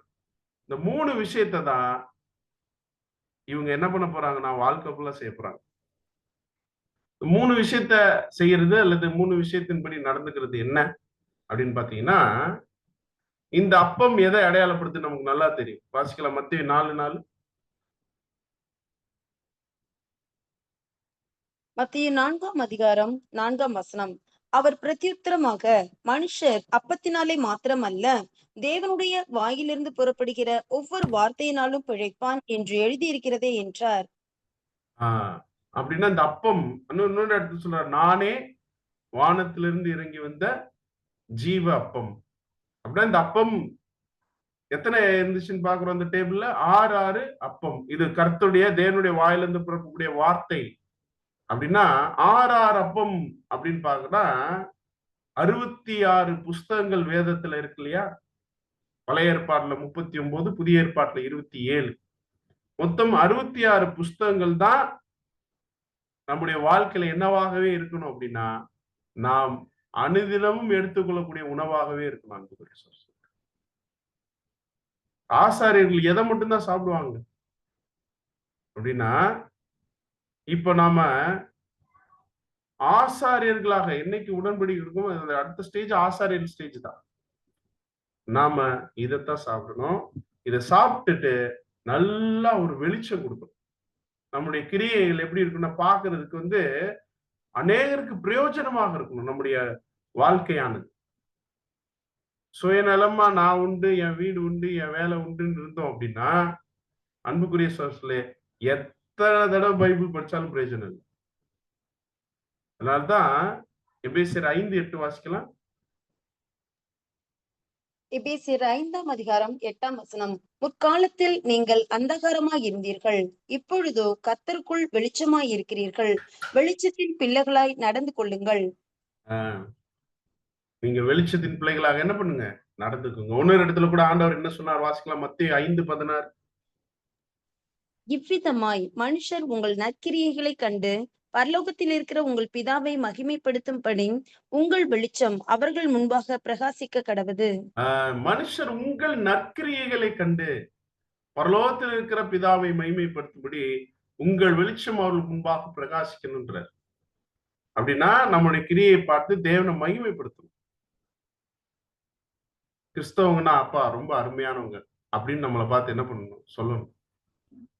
சோ இந்த ஒரு நற்கிரியை காமிக்கணும் அப்படின்னா, நிச்சயமா நாம ஒரு தியாகம் பண்ணாம, ஒரு நேரத்தை செலவழிக்காம, நம்மகிட்ட இருக்கிற தாளந்து செலவழிக்காம, நம்மகிட்ட இருக்கக்கூடிய பணத்தை செலவழிக்காம, எதையாவது இழக்காம ஒரு நல்ல வேலை செய்ய முடியாது. அப்படி இழக்கிறதுக்கு பேர் தான் என்ன அப்படின்னா, தேவனுடைய சமூகத்துல அந்த தூப பீடத்துல போடுற ஒரு சுகந்த வாசனையான காணிக்கை. அன்புக்குரிய சார், ஏன்னா ஆண்டவராய் இயேசு கிறிஸ்து தன்னை முழுசா என்ன பண்ணிருக்கிறாருன்னா ஒப்பு கொடுத்தார். அதைத்தான் சொல்லுது. அடுத்து நாம் செய்ய வேண்டியது இந்த தூப பீடத்துல இருக்கக்கூடிய அந்த நறுமண புகை. ஏன் அப்படின்னா, ஏன் அதை அந்த இடத்துல வச்சிருக்கிறாங்க? அதுவும் அந்த மகா பரிசுத்தம் ஸ்கிரீன் பக்கத்துல தான் அது இருக்கும், அதை ஒட்டின மாதிரி. ஏன்னா இந்த புகை அப்படியே கிளம்பி இந்த ரூம் ஃபுல்லாகி பக்கத்துல இருக்கக்கூடிய அந்த மகா பரிசுத்தத்துக்குள்ள நான் என்ன பிரவேசிச்சோம் அப்படின்னா, நம்ம இந்த பூமியில நாம தேவனுக்காக கிறிஸ்துவுக்காக செய்யக்கூடிய தியாகங்கள் நாம இந்த பூமியில வாழும் பொழுதே அது தேவனுடைய சமூகத்துல பரலோகத்தை அதை எட்டிடும்ன்றத நம்ம பார்க்கணும். அதாவது வாசிக்கலாம், எபேசியர் 5ஆம் அதிகாரம் 2வது வசனம். எபேசியர் 5ஆம் அதிகாரம் 2ஆம் வசனம். கிறிஸ்து நமக்காக தம்மை தேவனுக்கு சுகந்த வாசனையான காணிக்கையாகவும் பலியாகவும் ஒப்பு கொடுத்து நம்மில் அன்பு கூர்ந்தது போல நீங்களும் அன்பிலே நடந்து கொள்ளுங்கள். அன்புக்குரிய சொல், கிறிஸ்து நமக்காக தம்மை தேவனுக்கு சுகந்த வாசனையாக காணிக்கையா பலியாக ஒப்பு கொடுத்து நம்மில் அன்பு கூர்ந்தது போல நீங்களும் அன்பில் என்ன பண்ணி நடந்துக்கங்க அப்படின்னு சொல்றாரு அன்புக்குரிய சொல். அதனாலதான் நாம எப்பேற்பட்ட ஒரு ஆராதனை இந்த நாட்கள்ல செய்ய வேண்டியிருக்கு. வாசிக்கலாம், ரோமர் 12:1. அப்படி இருக்க சகோதரரே, நீங்கள் உங்கள் சரீரங்களை பரிசுத்தமும் தேவனுக்கு பிரியமுமான ஜீவ பலியாக ஒப்பு கொடுக்க வேண்டும் என்று தேவனுடைய இரக்கங்களை முன்னிட்டு உங்களை வேண்டிக் கொள்கிறேன். இதுவே நீங்கள் செய்யத்தக்க புத்தியுள்ள ஆராதனை. அன்புக்குரிய சார் சொல்ல, எது புத்தியுள்ள ஆராதனைன்னு சொல்றாரு பாத்தீங்களா? உங்கள் சரீரங்களை பரிசுத்தமும் தேவனுக்கு பிரியமான ஜீவ பலியாக ஒப்பு கொடுக்கணும்ன்றதான் நான் வேண்டிக்கிறேன். இதுதான் நீங்கள் செய்யத்தக்க புத்தியுள்ள ஆராதன்றார். அப்படின்னா மிச்சதெல்லாம் அப்படின்னு கேட்க வேணாம். இதை நாம செஞ்சாலே போதும். சரிங்களா? சோ இப்போ மூன்றாவது ஸ்கிரீன், அதாவது மகா பரிசுத்தத்துக்குள்ள இருக்கிற ஸ்கிரீனுக்குள்ள போறோம். இதுதான் நம்ம வாழ்க்கையில நம்முடைய சரீரம் விழுந்து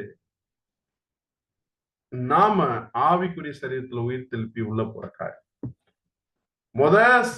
ரெண்டாவது ஸ்கிரீன் வந்து இந்த பூமிக்கு மறிச்சோம். அடுத்து மூணாவது ஸ்கிரீன் உண்மையாவே மறிக்கணும். மறிக்கும் போது இப்ப என்ன நடக்குதுன்னா, அதாவது இந்த ஜென்ம சரீரம் விதைக்கப்பட்டிருக்கும், விழுந்து ஆவிக்குரிய சரீரம் எழுந்திருக்கும். உள்ள போனா நம்ம பார்க்கிற பொருள் என்னன்னா, 2 கேருபீன்கள் அந்த உடன்படிக்கை பெட்டி மேல அது நிழலிட்டு இருக்கும். அன்புக்குரிய சார், அப்படின்னா இது எதை சொல்ல வருதுன்னா, எபிரேயர் 6 18 19 வாசிக்கலாம். எபிரேயர் 6ஆம் அதிகாரம் 18 மற்றும் 19 வசனங்கள். நமக்கு முன்வைக்கப்பட்ட நம்பிக்கையும் பற்றிக்கொள்ளும்படி அடைக்கலமாய் ஓடிவந்த நமக்கு 2 மாறாத விசேஷங்களினால் நிறைந்த ஆறுதல் உண்டாகும்படிக்கு எவ்வளவேனும் பொய்யுரையாத தேவன் அப்படி செய்தார். அந்த நம்பிக்கை நமக்கு நிலையும் உறுதியும் திரைக்குள்ளாக போகிறதுமான ஆத்தும நங்கூரமாய் இருக்கிறது. நம்முடைய நம்பிக்கையை கொண்டு அடைக்கலமாய் ஓடி வந்து அவங்க உள்ள பிரவேசிக்கும் போது 2 மாறாத விசேஷங்கள் இருக்கும். ஒரு விசேஷம் பிதாவாகிய தேவன், இன்னொரு விசேஷம் ஆண்டவராகிய இயேசு. யோசிச்சு பாருங்க, உலகத்துல யாருக்கும் கிடைக்காத வாய்ப்பு. ஆரோனை போல அழைக்கப்பட்டால் ஒழிய பேர்பட்ட ஒரு மெத்தடு நம்முடைய வாழ்க்கை முறை இருக்கும் பொழுது, நிச்சயமாக ஒரு நாள் முடிவு பரியந்தம் நிலையில் இருக்கும்போது நாம இந்த மகா பரிசுத்தம் சொல்லக்கூடிய இந்த பரலோகத்துல பிரவேசிச்சிருவோன்றதுக்கான ஒரு விஷயத்தை, உறுதியை தேவன் நமக்கு கொடுக்கிறார். அப்ப அந்த உடன்படிக்கை பட்டிக்குள்ள 3 இருந்துச்சே பிரதர், அது என்ன சொல்ல வருது நமக்கு? என்னன்னு பார்த்தோம்? ஆரோனுடைய துளிர்த்த கோல், மன்னா வைக்கப்பட்ட பொற்பாத்திரம், உடன்படிக்கையின் கற்பலகைகள். அப்படின்னா இந்த உடன்படிக்கை பெட்டிக்குள்ள இருந்த மன்னா வைக்கப்பட்ட அந்த பொற்பாத்திரம் உள்ள மன்னா இருந்துச்சு இல்லையா? வெளியில இருக்கக்கூடிய மன்னா வந்து ஒரு நாள்ல கெட்டு போயிடும், ஒரு நாளுக்கு மேல இருக்காது, கெட்டுரும். ஆனா இந்த மன்னா மட்டும் என்ன பண்ணலாம், என்னைக்குமே கெடலை. அப்படின்னா அது முதல்ல என்ன சொல்ல வருது? மன்னா, அந்த கெட்டு போகாத மன்னா நாம என்றென்றைக்கும் நிலைத்திருக்கக்கூடிய ஒரு ஜீவனுக்குள்ள இருக்க போறோம்ன்றத சொல்லுது. ஆரோடைய துளித்தக்குள் என்ன சொல்ல வருதுன்னா, ஆரோனை போல நான் உன்னை அழைச்சிருக்கேன் அப்படின்றத அங்க சொல்ல வருது. அந்த உடன்படிக்கையின் கற்பலைகள் அப்படின்னா கட்டளைகள் என்ன அப்படின்னா, வானமும் பூமியும் ஒளிந்து போம், என் வார்த்தைகளோ என்ன ஆகாது. என்றைக்கும் அவருடைய வார்த்தைகள் இருக்கும். நம்ம அங்க போனாலும் அவருடைய அந்த சத்தியமானது என்னைக்குமே இருக்கும். ஆனா அப்போ அதனாலதான் தைரியமா நீங்க கிருபாசன தண்டையில போய் நிக்கிற மாதிரி நீங்க என்ன பண்ணுங்க, உங்களுடைய மனசை தயார் பண்ணுங்கன்றார். பிரதர், நான் எப்படி தகுதிங்க பிரதர், இவ்வளவு பெரிய விஷயத்த செய்யறதுக்கு எப்படி நான் தகுதி அப்படின்னா, அன்புக்குரிய சொல்ல, நாம ஒரு வேளை அறியாமல் ஏதாவது தவறு செய்வோமானால் நமக்காக பரிந்து பேசக்கூடிய பிரதான ஆசாரியன், எப்படி அன்னைக்கு ஆரோன் சகல ஜனங்களுடைய பாவங்களுடைய தப்பிதங்களுக்காக அவர் தேவனிடத்தில் பரிந்து பேசக்கூடிய அந்த பலியை எடுத்துட்டு போய் அந்த மகாபுருஷத்துல சேர்த்தாரோ, நம்முடைய ஆண்டவராக இயேசு கிறிஸ்து ஒரே தரம் பிரவேசித்த அந்த நித்திய மீட்பை உண்டு பண்ணதுனால அவர் நமக்காக என்ன பண்ணிட்டு இருக்கிறார்னாமா, பரிந்து பேசிக் கொண்டிருக்கிறார். அதான் எபிரேயர் புஸ்தகம் 4ஆவது அதிகாரம் 15 16 வாசிக்கும். எபிரேயர் 4ஆம் அதிகாரம் 15 மற்றும் 16 வசனங்கள். நம்முடைய பலவீனங்களை குறித்து பரிதபிக்க கூடாத பிரதான ஆசாரியர் நமக்கிராமல் எல்லா விதத்திலும் நம்மை போல் சோதிக்கப்பட்டும் பாவம் இல்லாதவராய் இருக்கிற பிரதான ஆசாரியரே நமக்கு இருக்கிறார்.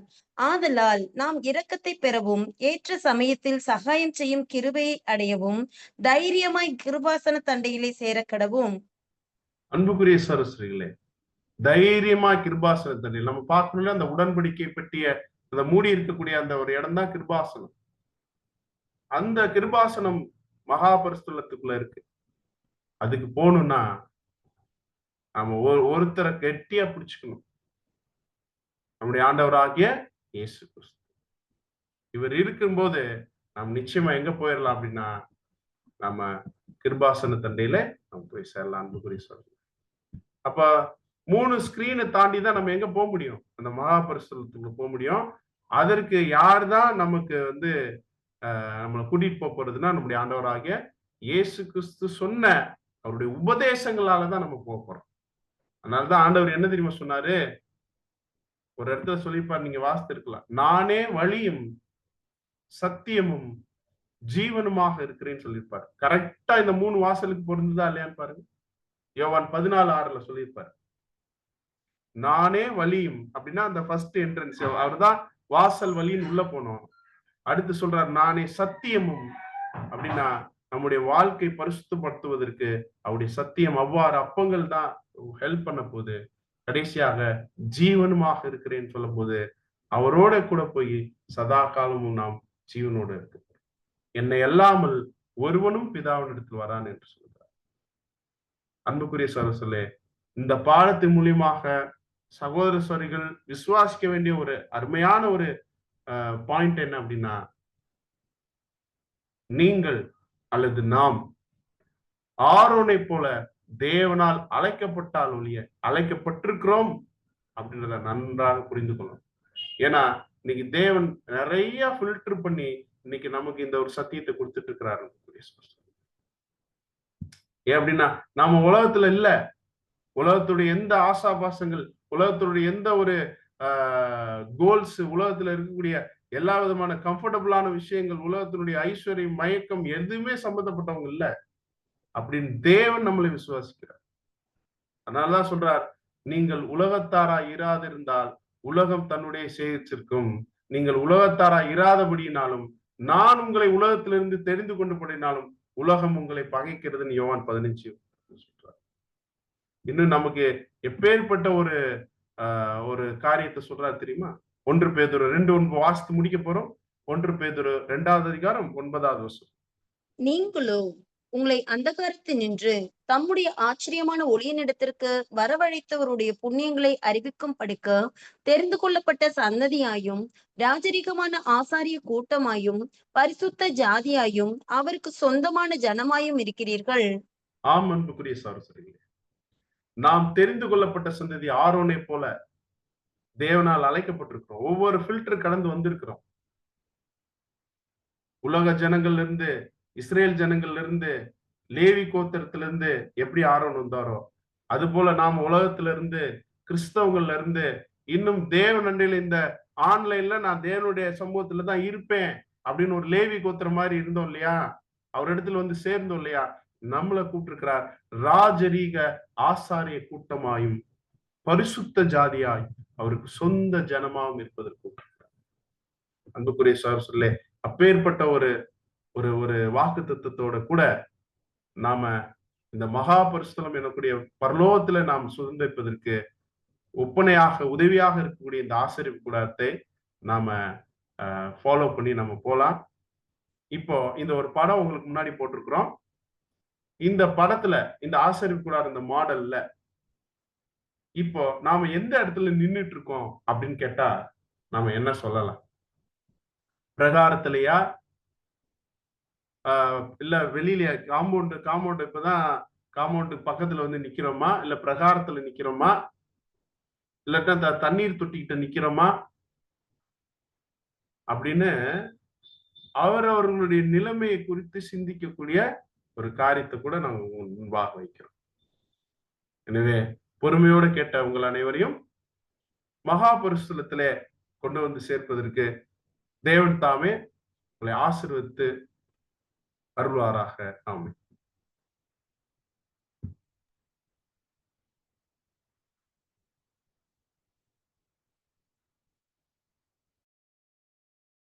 கிறிஸ்துவுக்குள் அன்பான சகோதர சகோதரிகளே, தேவனுடைய கிருபையினாலும் அவருடைய இரக்கத்தினாலும் தேவனுடைய மிகுந்த அன்பினாலும் ஆசரிப்பு கூடாரம் என்ற ஒரு தலைப்பிலே தேவன் ஆசரிப்பு கூடாரத்திற்குள் இருக்கிற மகத்துவமான அந்த ஒரு சத்தியங்களை தியானிப்பதற்கு தேவன் கிருபை செய்தார். இந்த ஒரு வேத பாடத்தினுடைய முடிவு ஜெபத்திலே சகோதரர் கிருபாகரன் அவர்களை ஜெபிக்கும்படி அன்பாக கேட்டுக்கொள்கிறேன்.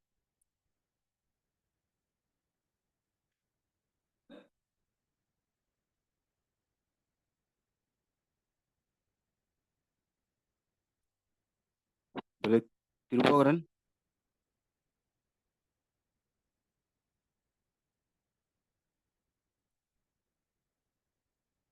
Okay sir. சகோதரர் பார்த்திபன் இருக்கிறீங்களா? ஆம் பிரதர், கேக்குதுங்களா? சகோதரர் பார்த்திபன் அவர்களை ஜெபிக்கும்படி அன்பாக கேட்டுக்கொள்கிறேன். ஜெபம் செய்வோம்.